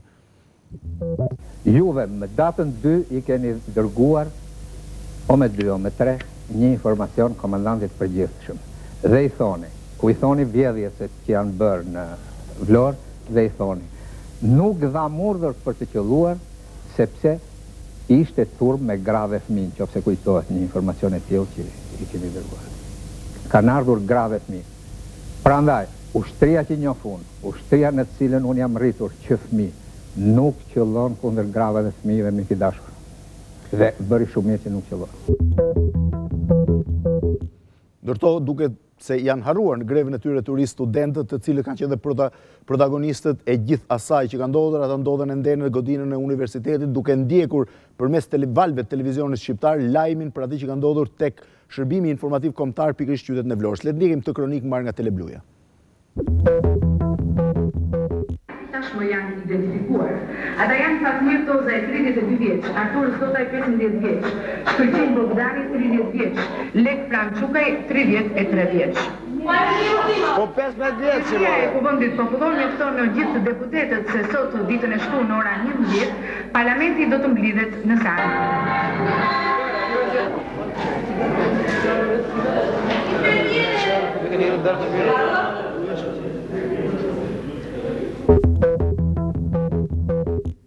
Ndërkohë në mënyrë publike përmes televizionit lokal të Vlorës ju bëhet thirrje nga profesorët e tyre studentëve që të dalin nga greva urisë se tashmë nuk kanë më një motiv për të qëndruar aty. Le të ndjekim për rëndësimin. Është gjithashtu një kronikë e kohës. Ç'do të thoshit sot studentave grevistë? Sot do të thosh ja që ju mbarot detyrën tuaj, hikni në shtëpi se populli ka marrë armës.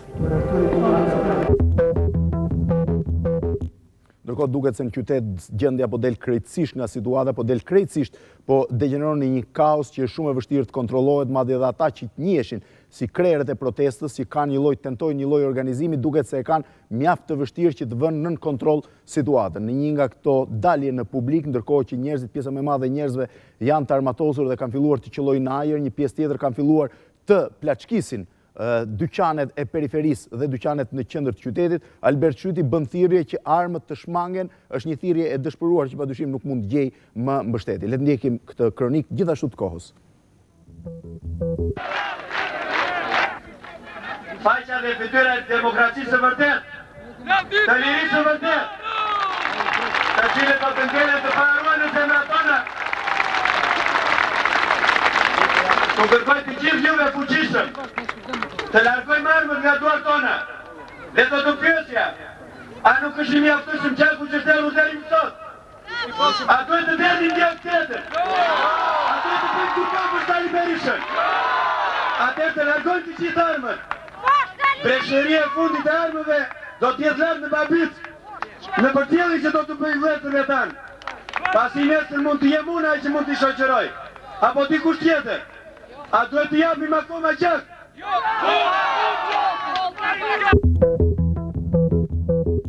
Ndërkohë duket që kontrolli i qytetit do t'i takojë tashmë jo më organizatorëve të protestave, po bandave krejtësisht të armatosura që kanë filluar të mbajnë peng zonat caktuara të qytetit dhe kanë filluar të përleshen midis tyre pjesa më e madhe për probleme të grabitjes. Ndërkohë, në një nga mitingjet e datës 1 dhe 2 mars duket se artikulohet dhe një ide e mirëfillt politike ku njerëzit kanë shprehin idenë që vetëm ndryshimi i qeverisë do të çojë në marrjen e parave për të cilat ata janë ngritur që prej një muaji. Le të ndjekim kronikën.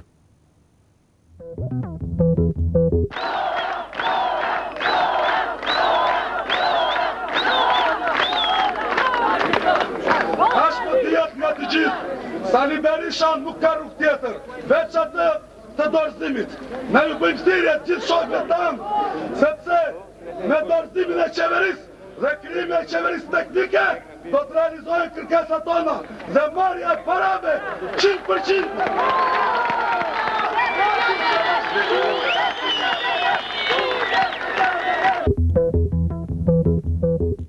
Në fakt, ideja se parat mund të ktheheshin 100% ka mbetur një shpresë ose një ëndër e bukur e pjesës më të madhe të protestuesve të jugut deri në një kohë të dytë kur tashmë arritën ta kuptojnë që parat që ata kishin investuar në firmat rentiere nuk do t'ju ktheheshin më kurrë, që kursimet e tyre tashmë kishin humbur jo më për arsye politike, por padyshim për një fakt të thjeshtë sepse i kishin besuar këtyre firmave, pjesa më të madhe të cilave ishin padyshim firma mashtruese. Por në mbasditen e 1 marsit situata ka filluar të radikalizohet dhe në Tiranë ku opozita deri në atë moment e tulatur, opozita e cila nuk tenton të marrë nisma të mëdha, por që e sheh me një lloj skepticizmi dhe frike atë që po ndodh në Vlorë, fillon të bëhet më aktive. Pikërisht në mbrëmjen e 1 marsit, presidenti i Republikës Sali Berisha deklaron rrëzimin e qeverisë Meksi. Kryeministri i Shqipërisë në 2 mandate, një të plot në vitet 92-96 dhe një tjetër që i kishte nisur mbas zgjedhjeve të kontestuara të 26 majit 1996, detyrohet të lërë qeverinë. Ja si e deklaron, nëse cila është deklarata e asaj dite e Sali Berishës. Sot gjatë ditës unë kam zhvilluar një seri takimesh intensive me drejtues të forcave politike, Partisë Socialiste, Partisë Republikane, Ballit Kombëtar, Partisë Drejtave të Njerëzit, Partisë Demokratike, lidhur me situatën të vështirë të krijuar, si rezultat i zhvillimeve të djeshme në rrethin e Vlorës, zhvillime dramatike edhe zhvillime në disa rrethe tjera. Në këto takime, për zgjidhjen e problemeve të mëdha të krijuara, kryetarët e partive, përfaqësuesit e partive shprehen mendime të ndryshme. Mund të them se është arrit në përfundimin që qeveria Meksi do të jap dorëheqjen. Kalonte me një mocion, por që kryeministri e gjykon të arsyeshme të panevojshëm mocionin dhe e gjykon të arsyeshme që të jap dorëheqjen. Ndërkohë, partia më e madhe e opozitës, Partia Socialiste, ndodhe dhe një dilemë tjetër. Nuk arrin të komunikojë se të kontaktoj për të marrë, natyrisht për të llogaritur dhe kalkuluar lëvizjet e mëtejshme politike me liderin e saj, Fatos Nanon, i cili ndodhet ende i burgosur në burgun e Bënçës, fare pranë Tepelenës. Ja si e kujton Pandeli Majko, sekretari organizativi i Partisë Socialiste të asaj kohe, mundësinë ose kontaktet që ata kishin me liderin e burgosur të Partisë Socialiste. Në periudhën e marsit ishte pothuajse e pamundur, pasi për më tepër Nano transferua me helikopter dhe mbaj në kushtet e veçanta të izolimit në Tiranë. Në të vërtetë, Nano do të transferohet disa ditë më pas, pra Nano do të transferohet në Tiranë rreth datës 5 mars, kur do të këshilluar dhe problemin në jug të vendit. Ndërkohë, në datën 2 mars, presidenti i Republikës Sali Berisha, i cili ndërkohë duket se ka kaluar shokun e parë të ngjarjes të Vlorës, i drejton një mesazh kombit. Ne kemi marrë këtë mesazh në të cilin bëhet fjalë për qëndrimet politike të Partisë Demokratike, pra forcës që ai drejton. Le ta ndjekim.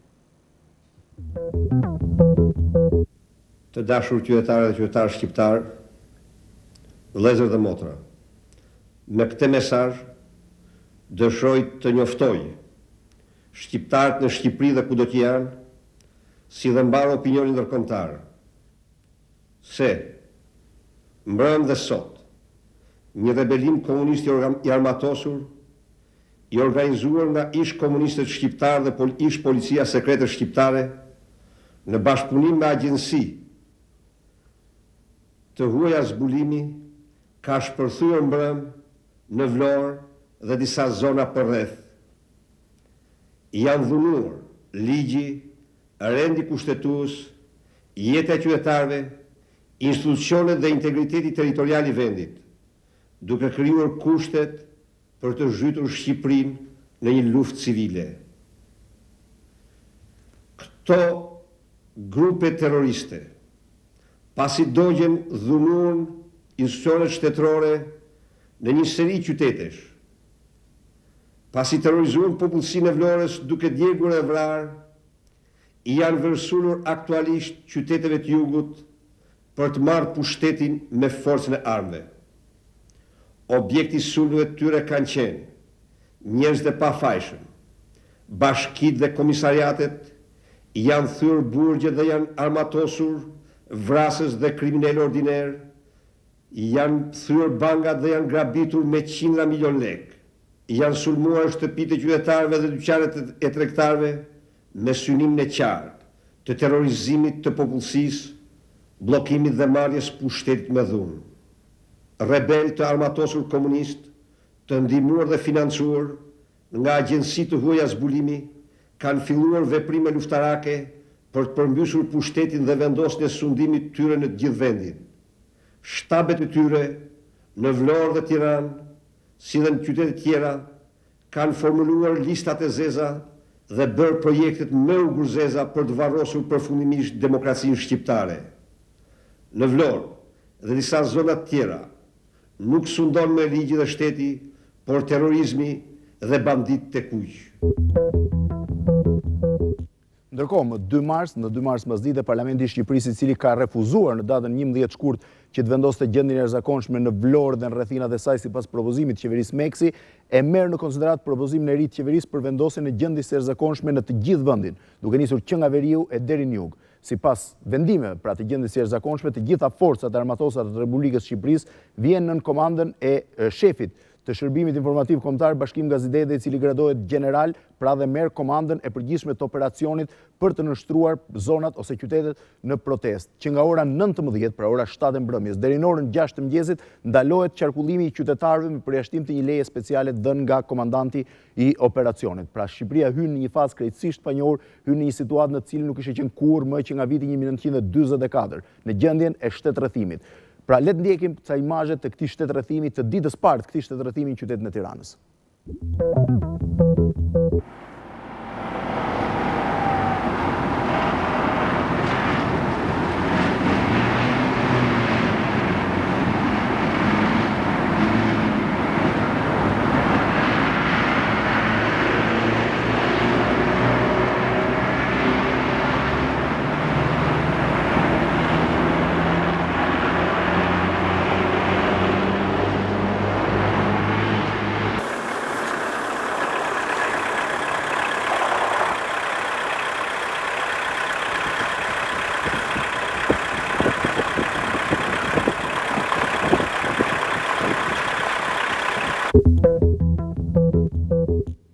e pra ishin imazhet të mbrëmjes herët, të 2 marsit 1997. Në mbrëmjen e vonë të po të njëjtës datë në 2 mars forca të panjohura, por që padyshim të armatosura, por që padyshim duhet të takoni reparteve speciale të shikut ose të policisë, hynë, dhunojnë dhe djegin Selin e gazetës Koha Jon në qendër Tiranës. 2 nga personat që gjenden atje, gazetari Zamir Dule, si dhe 1 shofer, keq trajtohen dhe lihen në periferi të Tiranës. Selia digjet krejtësisht duke përfshirë kompjuterat, si dhe të gjithë arkivin dhe gjithçka që kishte brenda. Le të ndjekim këto imazhe që janë disi të shkurtra të nxjerra nga disa filmime të kohës.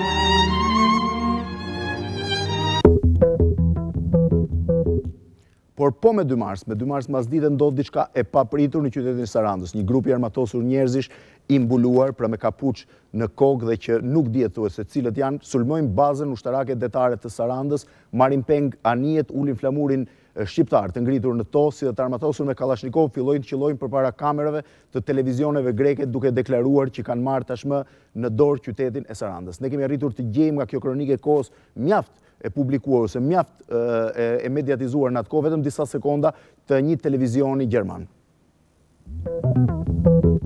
Ο κόσμος περιμένει εδώ με ιδιαίτερη ανησυχία αν θα είναι θετική απόφαση. Im aufständischen Süden inzwischen nur an Lebensmitteln und Medikamenten. Von der benachbarten griechischen Insel Korfu kam heute die Organisation Ärzte ohne Grenzen herüber nach Sarande.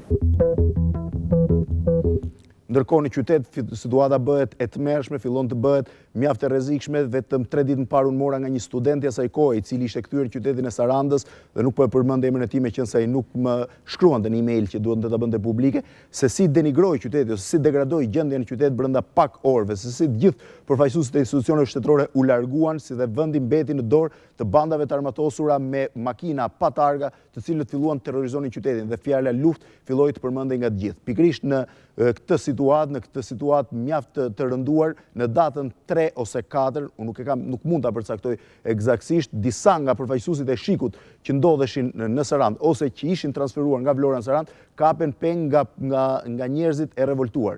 Një pamje e asaj kohe ku njëri nga punojësit e shikut ose të policisë detyrohet publikisht të dëshmojë misionin e tij është transmetuar nga televizionet greke. Le ta ndjekim siç e kanë transmetuar ato.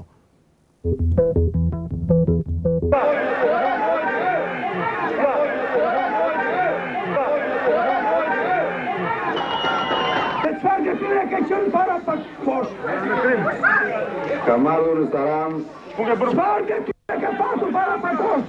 Policë në Vlorë. Policë në Vlorë. Në orën 8:30 të mëngjesit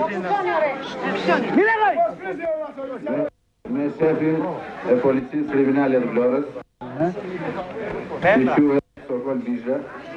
që quhet Sokol Bisha. Dhe do në Sarandë me detyrë. Sokol Bisha ka qenë shefi kriminale të Vlorës.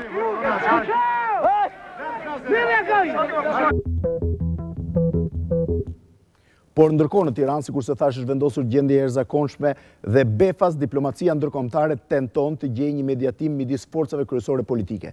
Duket se në Tiranë dominon krejtësisht vetëm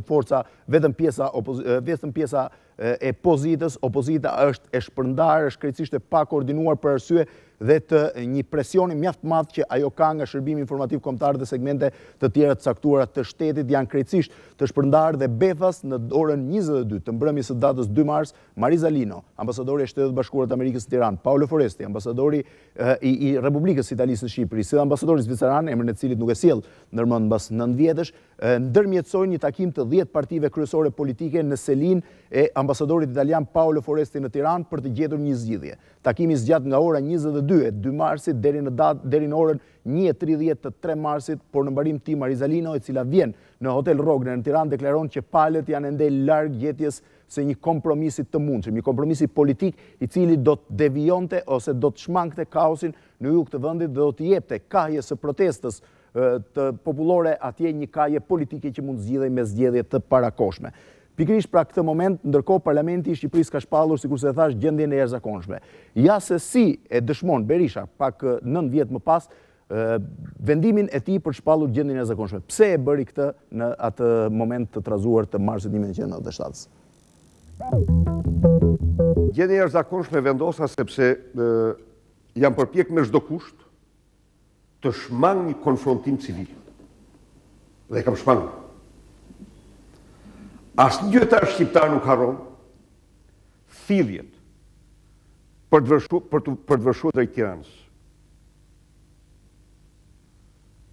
Asnjë gjyqtar nuk harron thirrjet për të vëshuar drejt Kavajës. Detyra ime ishte të parandaloja me çdo kusht një konflikt civil. Detyra ime është të parandaloja me çdo kusht një përdorim, të parandaloja një përdorim të gjerëzume. Qoftë shtetërore, qoftë të justifikuar. Kisha përcaktuar disa detyra unë vetes. Ne duhet të evitonim përdorimin masiv të dhunës. Ndërkohë, Presidenti i Republikës ndodhet në një moment mjaft delikat karrierës tij, në një moment i cili mund të kompromentonte gjithë situatën në cilën ai ndodhi. Në datën 3 mars ka donte mandati i tij 5 vjeçar si Presidenti i Republikës dhe nuk mund të kishte më një zgjidhje konstitucionale për ta shtyrë mandatin ose për të gjetur një zgjidhje tjetër. Pra, dhe Partia Demokratike pikërisht në moment në datën 3 mars paradite ripropozon Sali Berishën për të zgjedhur presidenti i vendit për një mandat të dytë 5 vjeçar. Nga 118 deputet të pranishëm në sallë, 113 votojnë për rizgjedhjen e Berishës president, 4 abstenojnë, ndërsa vetëm një vot e Partisë Demokratike shprehet kundër rizgjedhjes së presidentit vendit. Në datën 3, Berisha bën betimin e tij në Parlamentin e Shqipërisë dhe ka tashmë në dorë një mandat të dytë presidencial, një mandat që padyshim dhe nga kushtet në të cilat u mor ishte i komprometuar dhe nuk do të zgjaste gjatë. Ashtu sikur se ndodhi në fund korrikut, Berisha të njëjtit vit, Berisha do të jepte dorëheqjen mbas fitores në zgjedhjet e përgjithshme të Partisë Socialiste dhe partive tjera të koalicionit të majt. Por ndërkohë, si e justifikon Berisha rizgjedhjen e tij dhe pse pikërisht u zgjodh president i vendit në këtë situatë të tensionuar dhe në kushte të gjendjes së jashtëzakonshme? Vakumi sillte Çavushin pushtet. Më mirë një president i zgjedhur nga një parlament se sa një Çavush i instaluar me dhunë. Edhe kur u zgjodha, edhe para zgjedhjes, edhe pas zgjedhjeve, kisha një deklaratë dhe një parim. Fati im do përcaktohet nga zgjedhjet. Partia ime po humbi zgjedhjet, unë do të largohem. Po si u prit rizgjedhja e Sali Berishës president në Vlorën, e cila ndërkohë kishte filluar të rrëshqiste në kaos? Ja dëshmi Albert Qytit. Ishte veprimi më i papranueshëm për gjithë atë masë që protestonte, sepse ndërkohë që pritej dhënia e një rrugëzgjidhje të këtij problemi, të këtij fenomeni, që njerëzit i riktheshin punës, që njerëzit të riktheshin në qetësinë e tyre normale, në të jetës së përditshme, ndodh një fenomen i dytë. Në këto momente, pas asaj që ndodhi të shikut dhe varimi që u bë këtyre 3 djemve vlonjat ditën e 1 marsit, urrejtja ndaj qeverisë dhe ndaj presidentit të Republikës për vetë mënyrën se si ai shpreh, se si ai përjetonte këto protesta, se si ai e përjetonte si fenomen fajde. Dhe për më tepër, mos interesimi për dhënien e një rrugëzgjidhjeje, që thash edhe pak më parë do të jepte fund protestave vlonjate, i iritoi pa mas të gjithë ata që dinin 2 herë në ditë në protestë. Rizgjedhja për herë të dytë president. Ndërkohë në Tiranë fillon të aktivizohet opozita, e cila ishte disi e tulatur, sidomos mbas goditjeve ndaj Edi Ramës ndër Legisit, si dhe mbas përzënies nga selia e përndjekurve politikë të Forumit për Demokracinë, fillon të bëhet më aktive. Pandeli Majko dëshmon se Partia Socialiste ka tentuar disa herë, megjithëse ishte në situatë të vështirë, që të negociojë me Sali Berishën pas vendosjes gjendjeve të jashtëzakonshme. Le ta ndjekim. Në politik ka një komunikim që quhet komunikim normal, që fillon në parlament. Ne në parlament nuk ishim. Ky ishte vakumi i parë, largimi dhe goditja e zgjedhjeve të 26 majit, pastaj burgosja e politikanëve të opozitës, realisht krijuan një vakum shumë të madh, sidomos Kashi Berishës si person dhe gjithë strukturës politike të tij. Sigurisht kishte kontakte me politikanë të zgjathës, por këto ishin, le ta quajmë kështu, të pakoordinuara thjesht në marrëdhëniet personale. Ndërsa gjithçka që ndodhte në marrëdhënie me Berishën ishte i bazuar në një kod i cili shkëmbej në distancë. Ndërkohë, në javën e parë të marsit në pothuajse të gjithë jugun e vendit ka filluar shpërhapja ose hapja e depove dhe armatimi masiv i popullsisë. Le të ndjekim material filmik i cili përmes pamjeve të televizioneve tuaja asaj kohe risjell dhe një herë në vëmendjen tuaj atë që po ndodhte me depot ushtarake të Shqipërisë, depot e ushtrisë shqiptare.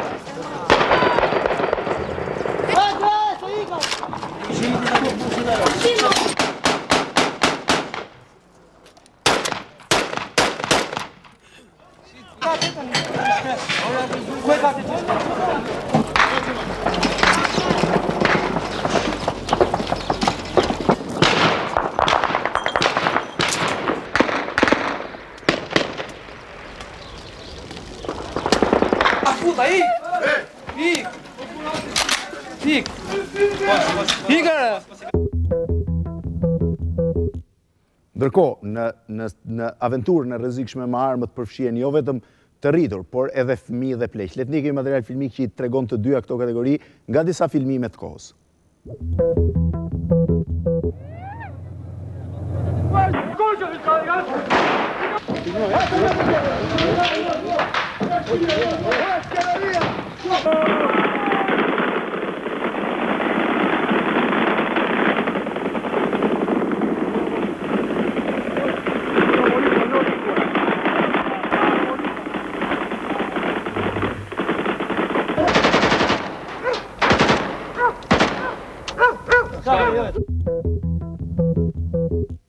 Ndërkohë, komuniteti ndërkombëtar fillon të veprojë, tentohet të gjehet një zgjidhje ose një ndërmjetësim në të cilin marrin pjesë të gjitha palët. Dhe për faktin se të vetmet institucionet që përfshinin brenda dhe Rusinë, një faktor i rëndësishëm i stabilitetit në Europë në atë kohë ishte Organizata për Sigurinë dhe Bashkëpunimin Evropian, pra OSBE-ja. Pikërisht OSBE-ja merret ose caktohet si ndërmjetëse për zgjidhjen e krizës së Shqipërisë. Shefi i përgjithshëm i OSBE-s cakton në datën 4 mars në mesditë ish kancelarin austriak Franz Vranitzky si ndërmjetës ose ndërmjetësues për zgjidhjen e konfliktit në Shqipëri. Vranitzky do të udhtojë në datën 5 mars në Shqipëri, ku do të gjejë dhe zëvendësministrin e jashtëm grek Kranidiotis, i cili ishte shprehur zyrtarisht ose ishte kërkuar zyrtarisht presidentit të Shqipërisë lirimin e shefit të Partisë Socialiste Fatos Nano. Një kërkesë që e kishte bërë disa ditë më parë në një prononcim të tij në mediat greke edhe Pangallos, ministri i jashtëm i Greqisë. Të dy diplomatët e lartë grek kishin shprehur ose kishin idenë që lirimi i Nanos mund të fillonte të shtensiononte situatën në vend. Ishte kërkesa e parë e komunitetit ndërkombëtar, e cila erdhi përpara sa këtë kërkesë ta bënin dhe vetë partitë politike shqiptare. Gjithsesi Nano në datën 4 ose 5 mars nuk e kam të eksakt këtë datë, pra midis datës 4 dhe 5 mars në natën e vonë njoftohet të dalë nga qelia e tij dhe të bëhet gati për të transferuar nga burgu i Bënçës, i cili kishte fare pranë zonave që tashmë ishin ngritur në protestë, për në burgun e sigurisë lartë në Tiranë me një fluturim natën. Ja si e kujton në një intervistë 8 vite më vonë Fatos Nano këtë transferim. It was an inside rebellion of the prisoner following a chaotic situation in the capital. I was brought in Tirana prison 2 days before that happened in a night helicopter flight because the South was out of control in March 97. Pra nano vendoset në burgun e sigurisë lartë në Tiranë, ku merren masa që jeta e tij ishte e sigurt. Në emision në ardhshëm, ju do të ndiqni një dëshmi tjetër të Fatos Nanos, i cili do të tregoj se si ndodhej, në ç'kushte ndodhej në burgun e Tiranës, si mbroi dhe si doli nga ky burg në natën në mbrëmjen e 13 marsit të vitit 1997. Ndërkohë kemi arritur në një moment tjetër mjaft interesant, në momentin e një ndërmjetësimit të çuditshëm midis opozitës dhe presidentit të Republikës për të siguruar një takim midis tyre. Derisa të vim këtu, ju kujtoj edhe një herë që ju mund dërgoni opinionet tuaja në numrin e celularit me SMS, numrin e celularit që keni të afishuar në ekran, si dhe përmes e-mailit. Do të rikthehemi përsëri në transmetim drejt për drejt pas pak sekondash të spotit të kompanisë Vodafone dhe të tjerave që janë sponsor të emisionit. Do të rikthehemi përsëri në transmetim pra për të vazhduar pjesën e dytë. Pse Sali Berisha vendosi të presi opozitën, pse opozita vendosi që të trokas në derën e presidentit të Republikës dhe si lindi marrëveshja e 9 marsit. Le të ndjekim spotet publicitare dhe rikthehemi përsëri në transmetim.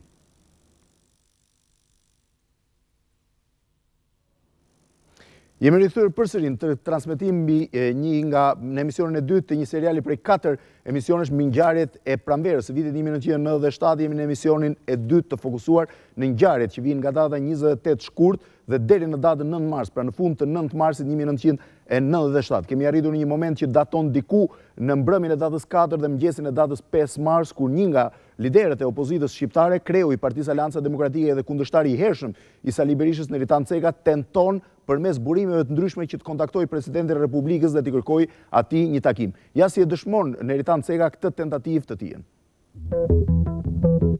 Unë kam vlerësuar gjithmonë rolin e Aleancës Demokratike, që ka qenë një parti e avangardës, e pararojës në parashikimin e ngjarjeve, por edhe në faktin që ndryrje e para, mund të them bashkë me Partinë Social-Demokrate, si një lloj tamponi midis masave të egërsuara edhe qeverisjes patru që ekzistonte në atë kohë, në mënyrë që të mos ta linte protestën popullore të merrte forma të dhunshme, të cilat janë karakteristike. Unë si historian i njoh mirë këto fenomene. Fenomenet e revolucionit spontan janë katastrofike për gjithë shoqërinë. Pra, ne si opozit nuk na interesonte të merrnim një shtet shkatruar nga revolucioni i pakontrolluar. Dhe kjo është detyra e opozitës, të ndërhyjë në momentin e duhur në mënyrë që shteti të mos shkatërrohet. Besoj kam bërë, dhe këtu kam pas një rol vendimtar në këtë ndërhyrje, ato që bëra dhe kura e lanës. Pra, të ndërhyjë në momentin kur rrezikohet vetë ekzistenca e shtetit shqiptar. Takimi midis presidentit dhe partive të opozitës fiksohet, një takim jo mediatik, fiksohet në datën 5 mars në orën 21 të mbrëmjes, në orën 9 të mbrëmjes në zyrën e presidentit. Nga Partia Aleancë Demokratike, Neritan Ceka shoqërohet nga Preç Zogaj, ndërsa nga Partia Socialiste, të cilën praninë e të cilës presidenti ka vënë kusht, është sekretari i përgjithshëm Recep Mejdani dhe nënkryetari Namik Dokle. Të 4 politikanë të opozitës hynë në zyrën e presidentit të Republikës në një takim relativisht të fshehtë për arsye se nuk ishte mediatizuar. Ja si e kujton edhe një herë Neritan Ceka këtë takim të tij të parë mbas 5 vitesh me presidentin, i cili konsideroi ose të cilët konsideroheshin, duke qenë se konsideroheshin dy ndër kundërshtarët më të fortë midis tyre. Ja si e kujton Ceka këtë takim. Natyrisht ka qenë një takim i cili u përgatit shumë shpejt. Do të ketë qenë data 4 mars kur jam takuar me Preç Zogaj dhe Aleksandr Frangajn tek Hotel Rogner dhe kemi vendosur për një takim të domosdoshëm me presidentin e atëhershëm Berisha për të gjetur një rrugë zgjedhje. Një interlokutor ka qenë Merobaze, që mori kontaktin me zotin Berisha, dhe ditën e nesërme kemi shkuar bashkë me Namik Doklen, me Recep Mejdanin, në zyrën e tij, dhe natyrisht kemi gjetë një Berish të dëshpëruar dhe që shikonte ndoshta në këtë takim një lloj rrugdalje. Shkëmbimet e fjalëve kanë qenë miqësore. Pati një lloj ndjese ndaj meje dhe ndaj Preç Zogajt, kur më tha që Neritan Preç, ju kam sulmua, por këtë e kam ba vetëm për lojë politike. Pra ishte një lloj ndjese që na kërkonte dy nga bashkëpunëtorët më të ngushtë të tij gjatë ngjarjeve të dhjetorit 90 të gjithë vitit të vështirë 1991. Po si argumenton Sali Berisha, presidenti asaj kohe, takimin me 4 nga përfaqësuesit e opozitës ose me përfaqësuesit e 2 partive kryesore të opozitës në atë kohë. Le të ndjekim dëshminë e tij. Qëndrimi, unë dënimin maksimal nuk konsideroja burgosin, por eksilin politik. Brezhnevi e kishte stil këte, mirë dhe i dektiste. Donin s'doni, i nëzirte jashtë. Si kur të dinte këte dobësi time nga i ti problemi, një nga ish bashkëpunëtorët e prezove, më vjen në zy. Më qonë dy gazetarë, të cilët më thonë se opozita është bërë gati të largohet për Itali, në eksil. Në këtë moment, unë u mërzita, jemi sinqerë të më thënë, që një moment edhe këta më dhanë më prova që këta do të largoshin nga Shqipëria. Tani kjo ishte një provë shumë e rëndë për mua. Vendosa të hapim një tryez, të krijojmë një tryez. Tryeza në të vërtetë do të zhvillohej në datën 6 mars, pra në 6 mars të vitit 1997 të nesërme në takimit tyre. Socialistët bëhen gati të marrin pjesë në këtë tryezë, të cilën Pandeli Majko i kujton kështu, një nga pjesëmarrësit e saj. Në momentet kur opozita kontaktoj me Berishën, unë nuk kam qenë ndër nismëtarët, por dëshiroj t'u them që për të gjithë ne, jo vetëm politikanët e majt, jo vetëm po dhe politikanët të djathtë, shumë të respektuar dhe sot në politik, u bëhe qartë që Berisha i ngjante një japonezi që po hipte në avionin e tij dhe nuk diesh se në ç'drejtim do ta çonte Shqipërinë. Pra, gjithë problemi ishte që ai përfundimi është mos hipte avionit, nëse do të bëja pak ironi. Problemi nga ana tjetër ishte kontrolli i situatës nga ana politike në Shqipëri. Në çdo rast unë mund t'ju siguroj që nga ana e opozitës nuk kishte tendencë për zgjidhje shumë radikale. Radikalizmi vinte si rezultati mosmarrjes e demonstralizimit të kompromisit. Në këtë kushte, aq në atë ekzistencë që ne ishim, do t'ju them që në ato kohë opozita pothuajse ishte në pozitë shumë të vështirë, pothuajse nuk do ta them inekzistente, por ama ishte në kufijtë e inekzistencës. Gjithçka ishte në godinat e disa partive, një komunikimi midis politikanësh, jashtë institucioneve, pas një lloj komunikimi, dhe ne u përpoqëm të bënim atë që normalisht duhet të bëjë një opozitë, pavarësisht nga kushtet e vështira. Mund t'ju them një rast që ne shkuam përpara se të komunikonim me Berishën, shkuam të merrnim me makinë në kushtet e vështira të asaj kohe Gjinushin, isha së bashku me profesor Mejdanin dhe Maqula Krorin, dhe vetëm se ndaluam për disa minuta më tepër përballë shtëpisë Gjinushit, u rrethuam nga makinat e policisë, na morën dhe na çuan direkt në komisariat. Situata psikologjike në atë periudhë rreth opozitës ka qenë e jashtëzakonshme.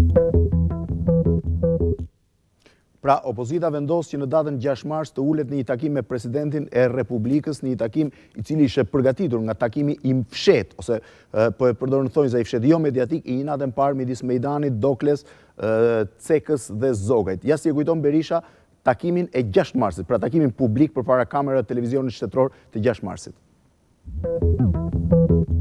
Tjera kryeministri i them, kam vendosur të bëj një zgjidhje politike. Kam një deklaratë këtu. Ke punë, ke bërë punën, por unë jam për zgjedhje politike. Kryeministri nuk është se e mirë, por nuk e kundërshtoj. Natyrisht ishte të drejtë. Opozita e përholiti ftesën i. U mblodh tryeza pas 2 ditë apo 3 ditë sa me 9 mars mos gaboj apo me 7 mars diçka kësaj atyre se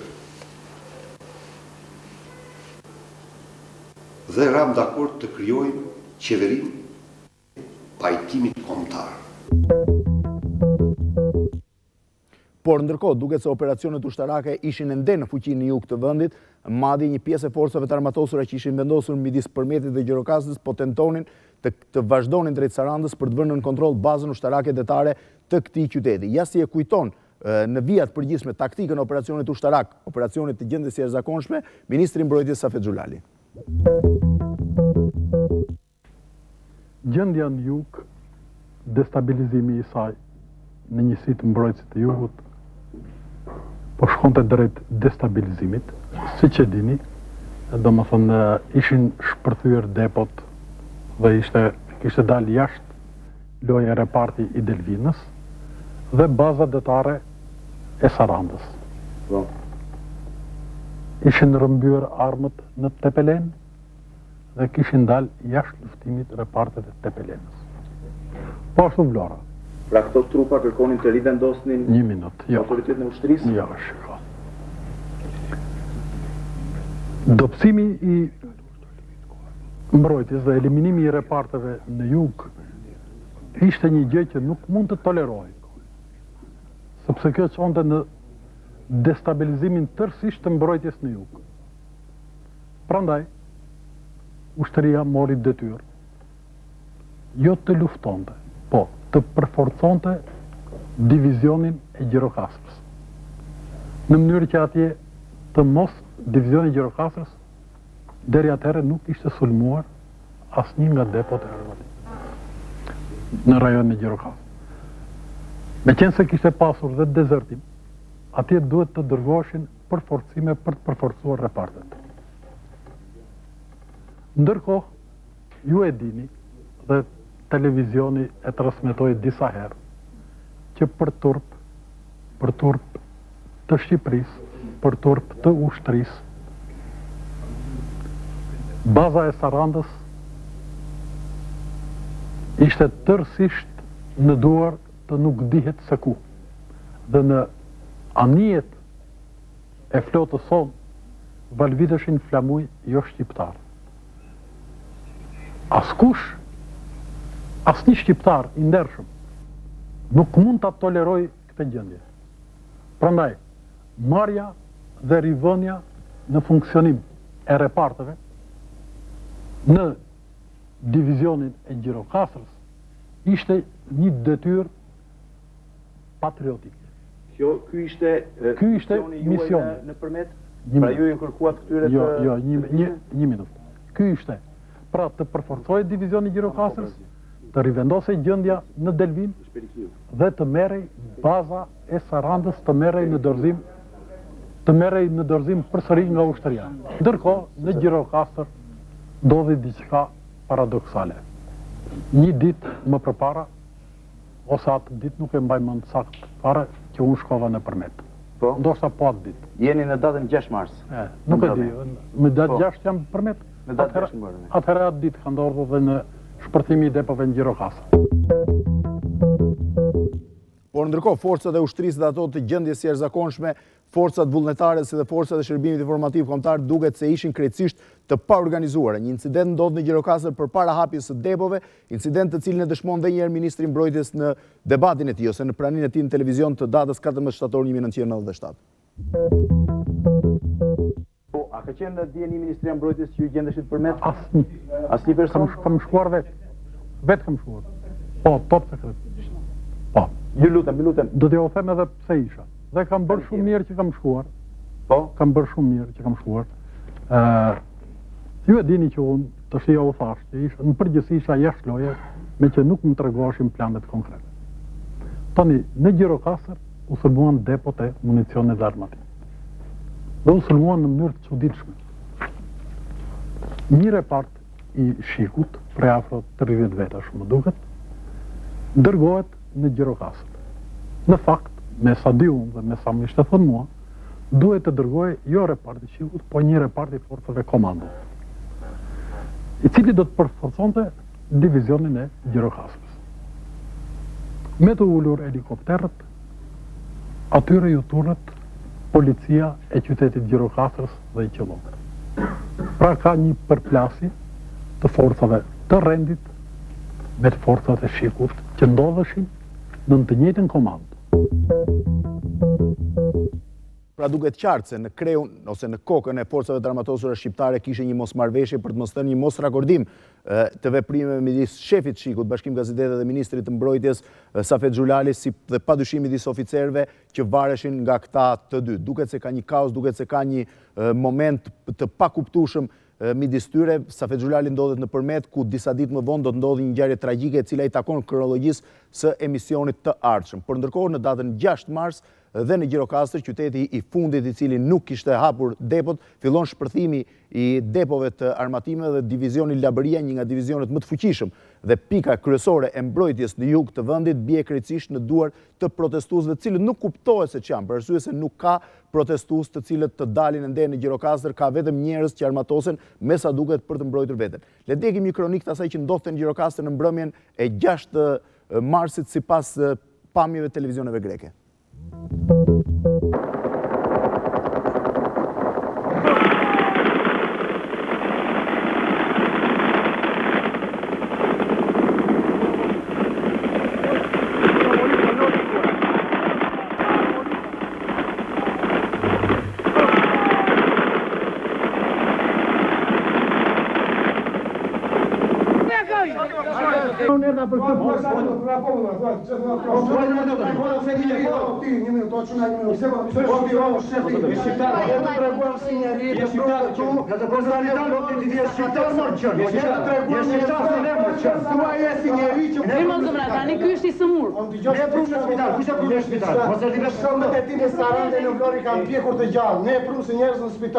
Shoh helikopter dhe nisur për në Gjirokastër.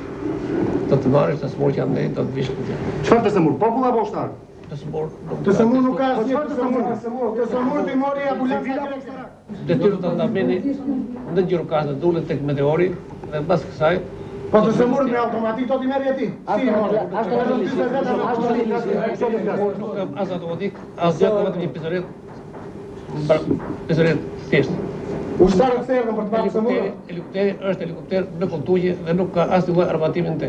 Dakor, se e pa vetë helikopter, e pa helikopteri. Helikopteri është atje, i kishim folur. Unë ku mbarët bashkë me pilotin tjetër, edhe teknikun jemi unë.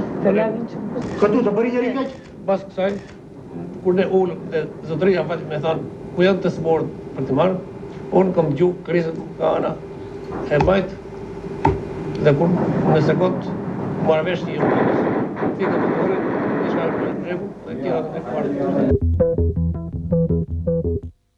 Në fakt, këto ishin imazhe dhe njërit prej pilotëve të një helikopteri të forcave të Ministrisë së Shëndetësisë, i cili po shkonte në Gjirokastër për të tërhequr disa prej personave të plagosur, e ka rënë peng.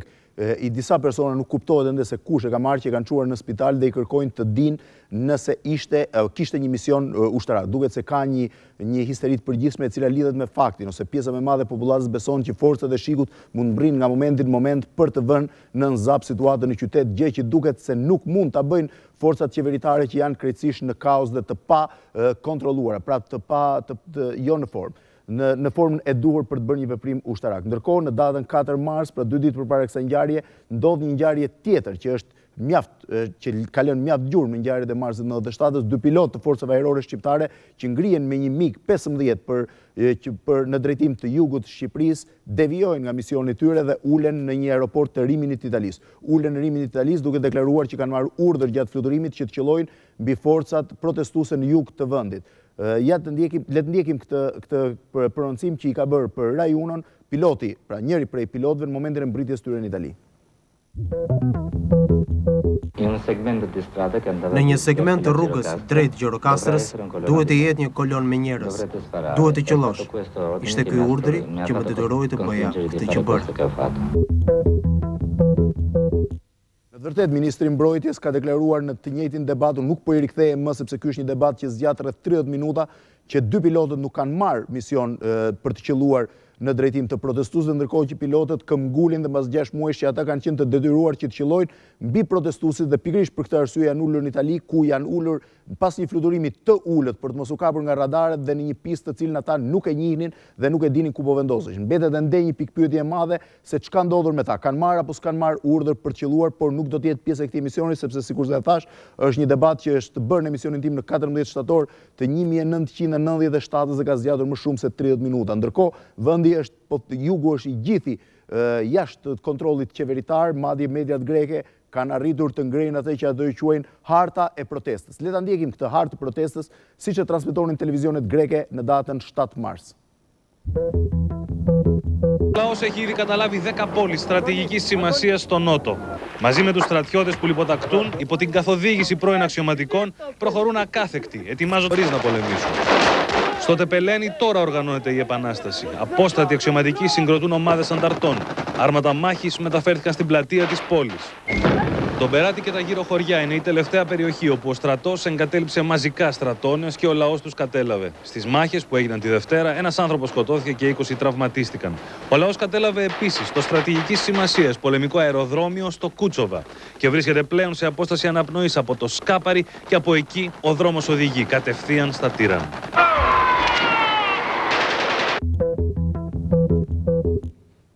Po cila ishte situata mi datës 1 dhe 6 Mars në Vlorë, kur ndërkohë kishte ndodhur, pra qyteti ishte krejtësisht në duart e protestuesve dhe nuk ishte bërë ende marrëveshja e parë e partive politike e datës 6 Mars. Pra ç'po ndodhte në këto 6 ditë në Vlorë? Le të dëgjojmë fillimisht dëshminë e Albert Shyti dhe më pas të kthehemi për një dëshmi tjetër për atë që po ndodhte në Gjirokastër. Sparja Albert Shyti për atë që po ndodhte në Vlorë. Gjendje kaotike, një situatë nder, një ankth, një frikë në të gjithë njerëzit, në të gjithë qytetarët vlonjat. Kur shikoje që marshonin në rrugë makina me njerëz të armatosur, me të gjitha llojet e arsenaleve të armëve, njerëz që nuk kontrollonin më asnjë lloj emocioni, asnjë lloj dëshire, njerëz të papërmbajtur për të krijuar, ndoshta mendonim që edhe mund të krijonin nga momenti në moment incidente me njëri tjetrin. Me fjalë ishte një gjendje krejtësisht kaotike. Dhe cila ishte gjendja në Gjirokastër përpara marrëveshjes 9 Marsit, le ta ndjekim sipas dëshmive të një televizioni tuaj. Der Süden Albaniens ist nach der Einnahme der Stadt Gjirokastër fest in der Hand der Rebellen. Gjirokastër, der größte Stützpunkt des albanischen Militärs in der Region, war der letzte strategisch wichtige Ort, der unter der Herrschaft der Regierung stand. Damit kontrollieren die Rebellen inzwischen mindestens 7 Städte. Die Aufständischen hatten nach der Eroberung der Stadt die Waffenlager der Armee geplündert und Zehntausende Waffen gestohlen. Die Stimmung in Gjirokastër war heute gespannt. Wir werden unsere Waffen weiter hochhalten und kämpfen, bis Berisha zurücktritt oder bis er tot ist. Am Nachmittag trafen in der Stadt mehrere Oppositionsführer zu Beratungen zusammen. Hunderte Albaner bejubelten eine anschließende Ansprache. Auch in Sarande demonstrierten heute mehrere tausend Menschen. Sie skandierten nieder mit Berisha. Ob die Rebellen der Aufforderung zur Waffenabgabe nachkommen, bleibt unklar. Ihre Bedingung, der sofortige Rücktritt des Präsidenten, wurde heute trotz der Verhandlungserfolge der Opposition nicht erfüllt. Në të vërtetë nuk kuptohet se kush i kontrollon realisht ato që po ndodhin në jug, grupet e protestuesve dhe kush janë drejtuesit real të asaj që po ndodh në jug të vendit. Me sa duket të gjë nuk e ka të qartë askush as në mazhorancën shqiptare, as në qeverinë shqiptare dhe padyshim as presidenti i vendit. Ja si dëshmon Neritan Ceka i cili tregon mbas kaq vitesh se Berisha mendonte që drejtuesit që protestat i drejtonte opozita dhe ajo kishte në dorë rebelimin në jug. Le të ndjekim dëshminë e Neritan Cekës. Po ky ka qenë një zhgënjim imi në ditën tjetër, kur duket që Berisha prapë vazhdonte lojën politike, kur na kërkoi që të bënim një pushim, duke na trajtuar si kryetar të bandave të jugut, siç e quante ai. Jo ka qenë ngjallë një protestë timen, dhe për faktin që ne s'kemi pas kurrë asnjë kontakt dhe asnjë shkëmbim me njerëzit e armatosur, përveç një rasti të shkputur nga Alianca Demokratike që ishte zoti Peshkpia, zoti Imami, të cilët dhanë dorëheqjen nga partia dhe më dërguan një faks, cilën e ruaj edhe sot. Kurse roli jon ka qenë gjithmonë roli i një opozite e cila ishte besnike ndaj kushtetutës edhe ndaj ligjit. Prandaj mund të themi që Berisha dinte mirë këtë që s'kishte asnjë lidhje, por ndoshta ishte edhe pjesë e opinionit që ishte krijuar tek Partia Demokratike në atë kohë, ose e përdorte si vazhdim të lojës politike. Ndërkohë duket se partitë politike të opozitës ishin dhe vetë paqarta lidhur me qëndrimin që do të mbanin ndaj Presidentit të Republikës dhe ofertave të Partisë Demokratike. Në 6 mars ato firmosën një marrëveshje e cila kërkonte ose ju bënte thirrje të gjithë protestuesve në jug që dorëzonin brenda 48 orësh armët, ndërkohë që la të hapur idenë për një takim të dytë në cilin do të merreshin masa politike për zgjidhjen e krizës. Por nga ana tjetër, brenda ditës vetë opozita ishte e zhgënjur nga ky takim dhe mendonte që Presidenti i Republikës i kishte arritur që t'u ahithe. Le ta ndjekim këtë transformim të vet ose këtë dilemë të vet opozitës nga vështrimi i Fatos Lubonjës, njërit prej liderëve të Forumit për Demokraci dhe personit të vetëm i cili kishte konsekuencë në qëndrimet e tij në gjatë një muaji e gjys. Le ndjekim këtë dëshmi të Fatos Lubonjës.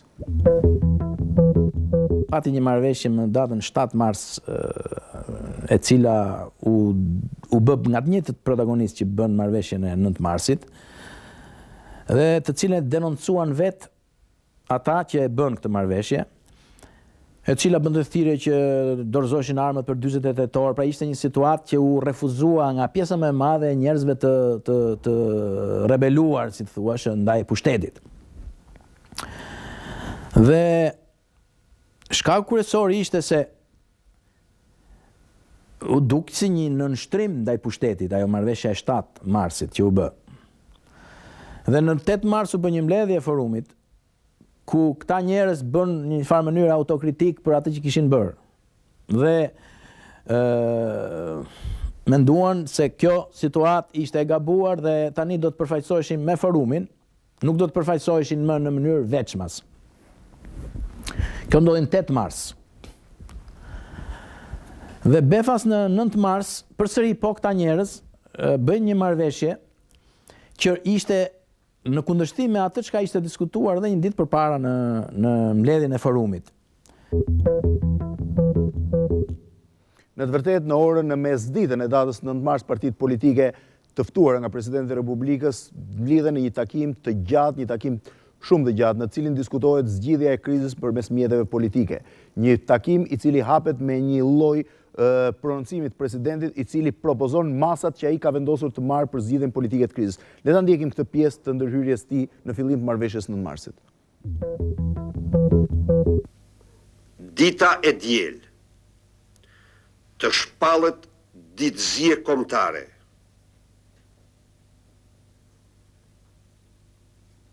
Dhe lutje për të gjithë ata që humben jetën gjatë kësaj periudhe.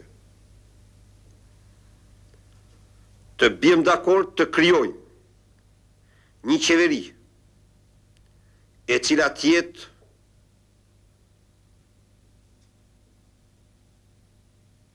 me përfaqësim në gjitha forcave politike këtu.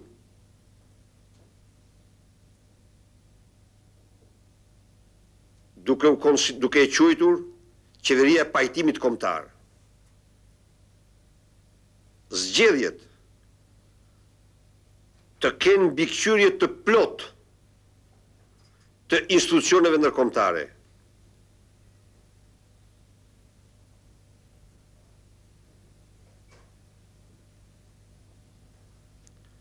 Brenda afatit 1 javor të dorëzohen nga qytetarët të gjitha armët dhe municionet.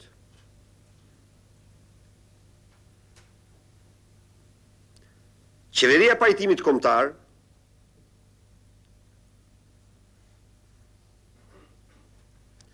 e cila do të na përgatisë dhe zgjedhjet,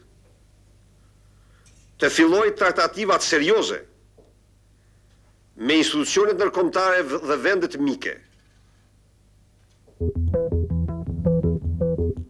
Mbledhja e 9 marsit zgjat disa orë, zgjat deri në mesditën e vonë të datës 9 mars, ka shkëmbime batutash, debate, ka tension në të, por në fund përfaqësuesit e partive politike vendosin që të nënshkruajnë marrëveshjen e 9 marsit, një nga pikat mjaft të diskutuara, por dhe padyshim shumë të rëndësishme të ngjarjeve të marsit 1997 dhe një nga momentet të rëndësishme të historisë së shtetit shqiptar. Një marrëveshje që është kontestuar shumë nga një pjesë, që është trumpetuar si një triumf shumë i madh nga një pjesë tjetër, por që gjithsesi mbetet një pikë e rëndësishme e kthesës politike të ngjarjeve të marsit 1997. Ju do ndiqni pak më pas vetëm momentin e fundit, kur disa sekuenca nga momenti i fundit kur partitë politike firmosin marrëveshjen e 9 marsit. Le të ndjekim.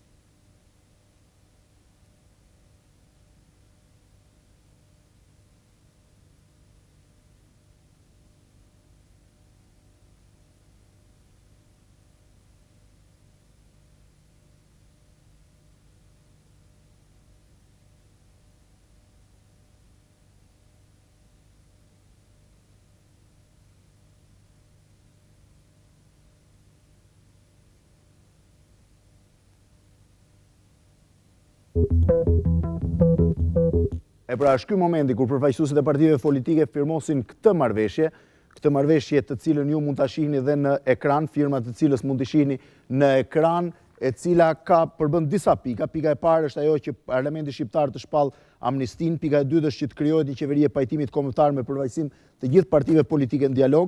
E treta është që brenda një afati një avort dozohen armët dhe municionet nga gjithë qytetarët në rrethet e vendit, që e diela datë 16 mars të shpallet ditë zgjedhje kombëtare, që të zhvillohen zgjedhjet parlamentare në një periudhë jo më larg se muaji qershor 1997, që zgjedhjet parlamentare të zhvillohen në mbikëqyrjen e plotë ndërkombëtare, që qeveria në bashkëpunim me institucionet ndërkombëtare të vendit duhet marrë masat për ndihmuar me përparësi zonat e dëmtuara, që të fillojë lehtësimi i gjendjes së jashtëzakonshme deri në heqjen e saj sa më të shpejtë dhe që partitë vazhdojnë dialogun. Sikurse e shihni, janë firmat, mund ta shihni edhe në ekran, janë firmat e të gjitha përfaqësuesve të partive politike, ndërkohë që ka dy shënime, një shënim i takon një marrëveshje, një ftesë drejtuar Partisë Socialiste nga të gjitha partitë për të futur në parlament, duke vlerësuar se kjo do të dikonte pozitivisht situatën aktuale, si dhe një shënim i dytë ku Partia e Ballit Kombëtar është dakord me këtë platformë, por vlerëson se qeveria duhet quhej qeveri e mirëkuptimit kombëtar dhe jo e pajtimit kombëtar. Pra është marrëveshja e 9 marsit, ku mbarit cilës do bëhet po atë mbrëmje ministri i jashtëm i Italisë, Lamberto Dini, i cili me një fluturim special mbrin nga Roma në Tiranë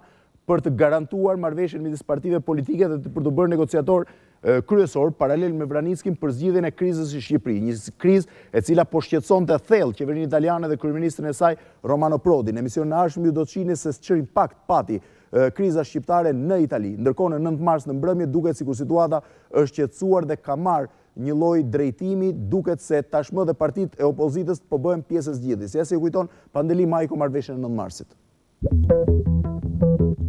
Unë nuk hyj tek ata që them që 9 marsi le ta quajmë kështu është një tradhti apo është kështu apo është ashtu. Ajo që më ka çuditur gjithmonë është ata që na kanë akuzuar se kemi bërë tradhti sot, një pjesë e tyre ndodhen në krah të Berishës. Nga ana tjetër, dëshiroj të them që marrëveshja e 9 marsit është një moment kur politika verifikoi vetveten. Të paktën në momentin e fundit, politika shqiptare tregoi përgjegjësi. Në momentin e fundit, pavarësisht nga bashkëpajësia, pavarësisht nga mënyra se si ne ram në pjesë të njëri tjetrit, në protagonizmin përkatës të njëri tjetrit, nuk e zgjodha unë Berishën për ta pasur president. Siç edhe nuk mund të thuash që Berisha zgjodhi këtë lloj opozite për ta pasur përballë. Por në moment të fundit ne gjetëm një mënyrë për ta orientuar një situatë dhe për të mos lejuar të percepitonte më thellë. Dhe mendoj që u bë shumë mirë. Unë nuk e di se si do të percepitonte situata nëse do të kishim marrëveshjen e 9 marsit. Vendi ishte në një ndarje të tillë, mosbesimi ishte maksimalist dhe nga ajo natë unë mbaj mend vetëm kënaqësinë e gjithë kolegëve, qofshin të majt, qofshin të djathtë. Megjithë edhe inatin që kishim karshi Berishës, unë mund ta pohoj që i kam vajtur dhe i kam dhënë dorën.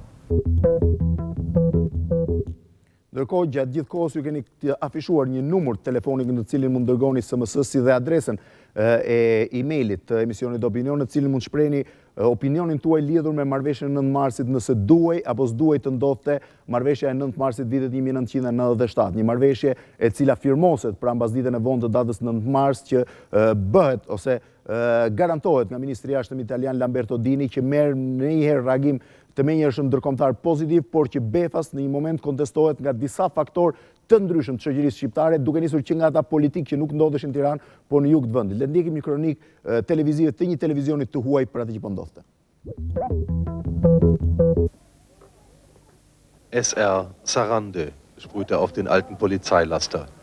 Die Herkunft des Wagens ist ungewiss, aber das ist bei den meisten Fahrzeugen hier so. Und dann geht es den ganzen Tag kreuz und quer durch die Hauptstadt der Rebellion in Albaniens Süden. Es gibt offenkundig nichts Aufregenderes für die Jungen in der Stadt, als unter der Fahne und schwer bewaffnet zu zeigen, wer hier den Ton angibt. Die ganz Jungen haben schon viel Unheil angerichtet in den letzten Tagen. Zu viel, wie selbst die Kommandeure meinen. Keiner unter 18 Jahren mehr eine Waffe in der Hand haben, hieß es heute, aber keiner hält sich daran. Fast schon eine Art Siegesstimmung draußen vor der Stadt. Hier ist der größte Kontrollposten. 2 Panzer haben die Rebellen hier der regulären Armee abgenommen, dazu einiges an mittelschwerem Geschütz. Und das ragt hinein in die ganze Ebene. Wer Sarande auf dem Landwege einnehmen wollte, würde auf ihren Widerstand treffen. Aber soweit das Auge reicht, ist sowieso Rebellenland. Die Waffenvorräte wie die Munition sind beträchtlich. Die Plünderung der Armeelager wäre ohne die Mithilfe der Offiziere wohl kaum erfolgreich gewesen. Jeden Tag laufen Offiziere der Armee zu den Rebellen über und jeden Tag werden neue Lager geplündert. So auch in Mesopotamus unterhalb der Stadt. Heute Nachmittag kommt ein ehemaliges Parlamentsmitglied zu den Leuten von Sarande Checkpoint. Er hatte sich für ein paar Tage in Sicherheit gebracht auf den griechischen Inseln gleich gegenüber. Heute bittet er um Gutwetter bei denen, die durchhielten. Der starke Mann von Sarande, der Kommandant. Kommissar nennen sie den Mann, Fuad Karalio. Das heutige Angebot aus Tirana will bedacht sein, Waffen abgeben und in 45 Tagen wählen, hieß es heute. Aber das ist bei ihnen kein Thema. Wir sprechen nur eine Sprache, sagt er, nur Dialog heißt das. Das ist unsere Botschaft an die Welt, kein Blutvergießen. Und diese Botschaft haben wir auch an den Präsidenten Berisha nach Tirana gesandt. Das ist es. In der verbrannten Bibliothek haben die Kinder ein Kalaschnikow-Magazin gefunden. Kein Problem, es wieder zu laden. Für sie gibt es keinen schöneren Spielplatz als die leere Stadt. Von den einmal 25.000 Einwohnern sind heute nur noch 6.000 da. Ultimatum hin, Neuwahlen her. Po pse një nga drejtuesit e Partisë Aleancës Demokratike që ndodhej në jug dhe që ishte një nga politikanët e rrallë që ndodhej në zemër të zonave të protestës e kontestoi marrëveshjen e 9 Marsit. Le ta ndjekim me zërin e tij se cili ka qenë opinioni i tij atë moment. Να θώνει ψε ντώνει και το μπιέρι Μπερίσα παστάει το κρυγιό και βερή κοαλιτσιόνι και ψε μπας κεντρίμι το σώτον μπάνει προς ρίγιου το κεντρίμι. Berisha ju ka vjedhë shqiptarë gjithçka. Ο Μπερίσα έχει κλέψει τον Αλβανόν το κάθε της. Ju vodhi dinjitetin, pronat. Τους έκλεψε την αξιοπρέπεια, τα κτήματα. Votat dhe parat. Τους ψήφους και τα χρήματα. Së fundit derdhi gjak shqiptare. Στο τέλος έχει χύσει αίμα Αλβανού. Është i zgjedhur nga një parlament që ne e konsiderojmë të paligjshëm. Έχει εκλεγεί από ένα κοινοβούλιο το οποίο εμείς το υπολογίζουμε ψεύτικο. Është një president i paligjshëm. Είναι ένας παράνομος πρόεδρος. Dhe i bëj thirrje që të largohet menjëherë nga skena politike e vendit. Në vijim të opinioneve lidhur me marrëveshjen e 9 Marsit dhe ikim për rëndësimin e Eritan Cekës, kreu të Aleancës Demokratike, partisë nga e cila u dërhoq Ridvan Peshkëpia dhe Erben Imami. Le të ndjekim për rëndësimin e Cekës. Unë mendoj që nuk ishte asnjë zgjidhje tjetër. Kam dëgjuar nga ata që janë në kampin e Berishës tani, nga Partia Aleanca Demokratike, që bëm një gabim të madh. Kam pasur shumë akuza në Aleancën Demokratike për tyre që mbajta një qëndrim tillë bashkë me Presh Zogaj. Megjithatë nuk jam penduar kurrë, sepse vlerësoj që ajo që duhet të ruajmë është shteti, janë institucionet, është kushtetuta, dhe një pushtet i marrë me dhunë nuk është një pushtet i cili e ka të gjatë. Megjithatë, them ajo që për atë të cilën jam penduar është që nuk vendosëm rregulla më të sakta loje, qoftë në marrëdhëniet pozit-opozit, qoftë ndaj Partisë Socialiste. Dhe mund të them që i kam thënë diçka Dinit në darkën që na shtroi në ambasadën italiane më njëherë mbas nënshkrimit të marrëveshjes, ku i thash këtu fshihet midis nesh fshihet diktatori i arshëm. Në fakt fshiheshin 2 diktatorë të arshëm, jo një i vetëm. Ndërkohë, Forumi për Demokracinë që kishte qenë në ballë të protestave ose në ballë të rezistencës ndaj qeverisjes së vendit, e konteston marrëveshjen e 9 Marsit dhe ndemas 9 vjetësh Fatos Lubonja shpjegon arsyet se pse ky forum doli kundër kësaj marrëveshje dhe pse kjo marrëveshje nuk mund të funksiononte. Le të ndjekim opinionin e tij.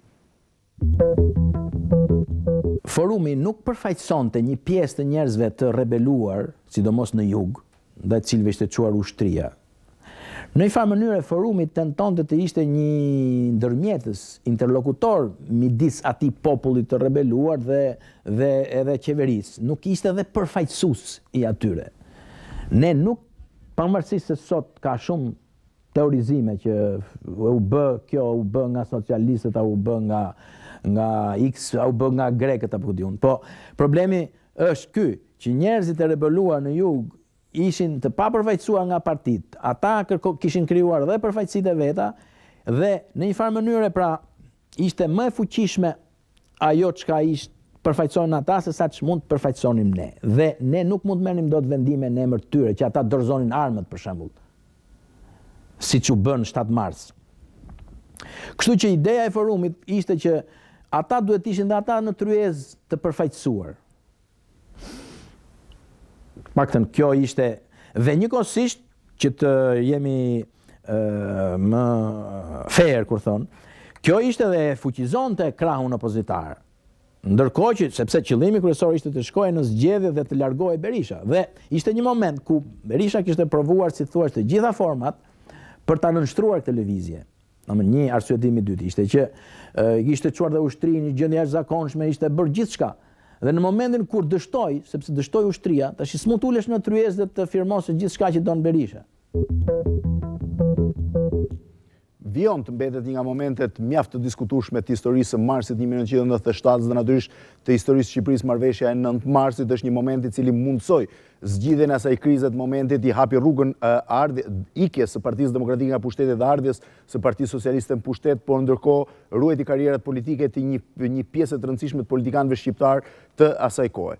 Gjithsesi jemi në një debat që vion një debat cilin ju mund të shprehni opinionin tuaj përmes numrit të celularit që keni në dispozicion si dhe përmes emailit që keni aty. Ndodhemi në datat midis 9, 10 dhe 11 Marsit, kur mbas marrëveshjes në 9 Marsit partitë arrin ta kuptojnë për herë të parë se do të jetë shumë e vështirë implementimi i marrëveshjes, duke nisur që nga ajo e para, krijimi i një qeverie të pajtimit kombëtar, një qeveri në të cilën vendoset më së fundi që drejtimi i saj t'i besohet Partisë Socialiste. Partia Socialiste përgatit një listë prej rreth 30 emrash të cilët mund të ishin drejtues të kësaj qeverie, por presidenti i Republikës refuzon që emra të njohur dhe me background të mirëfillt politik të ishin drejtues të saj. Refuzohet emri i Pandeli Majkos, refuzohet emri i Namik Dokles, refuzohet emri i Arben Malajt, i cili në atë kohë ishte ende në Partinë Socialiste të Vlorës, dhe befas gjehet kompromisi. Ai quhet Bashkim Fino, është ish kryetari i Bashkisë së Gjirokastrës prej 6 muajsh jashtë zhvillime politike dhe jashtë angazhimit të tij të përditshëm, ndodhet në qytetin e tij jugor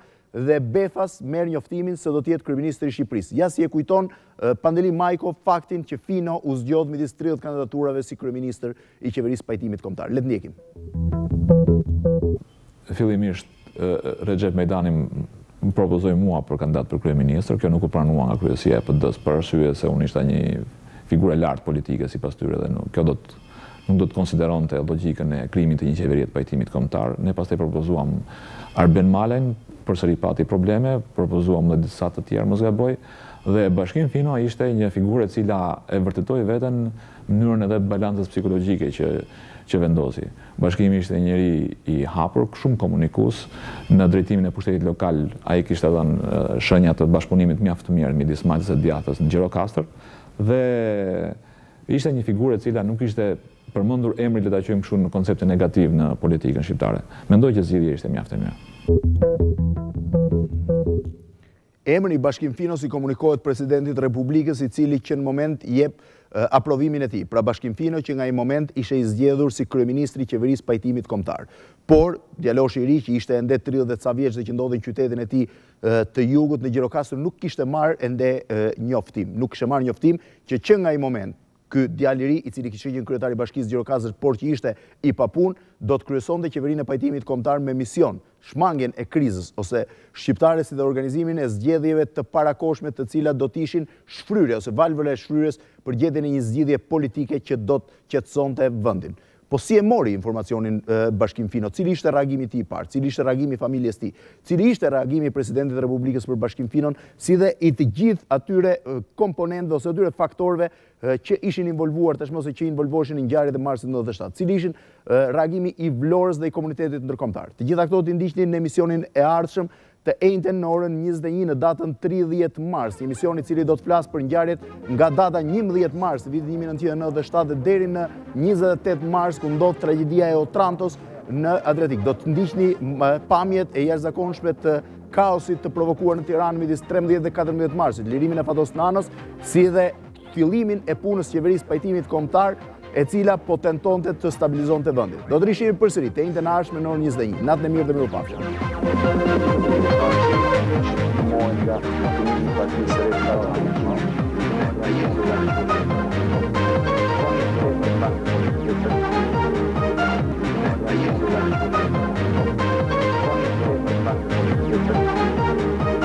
Stati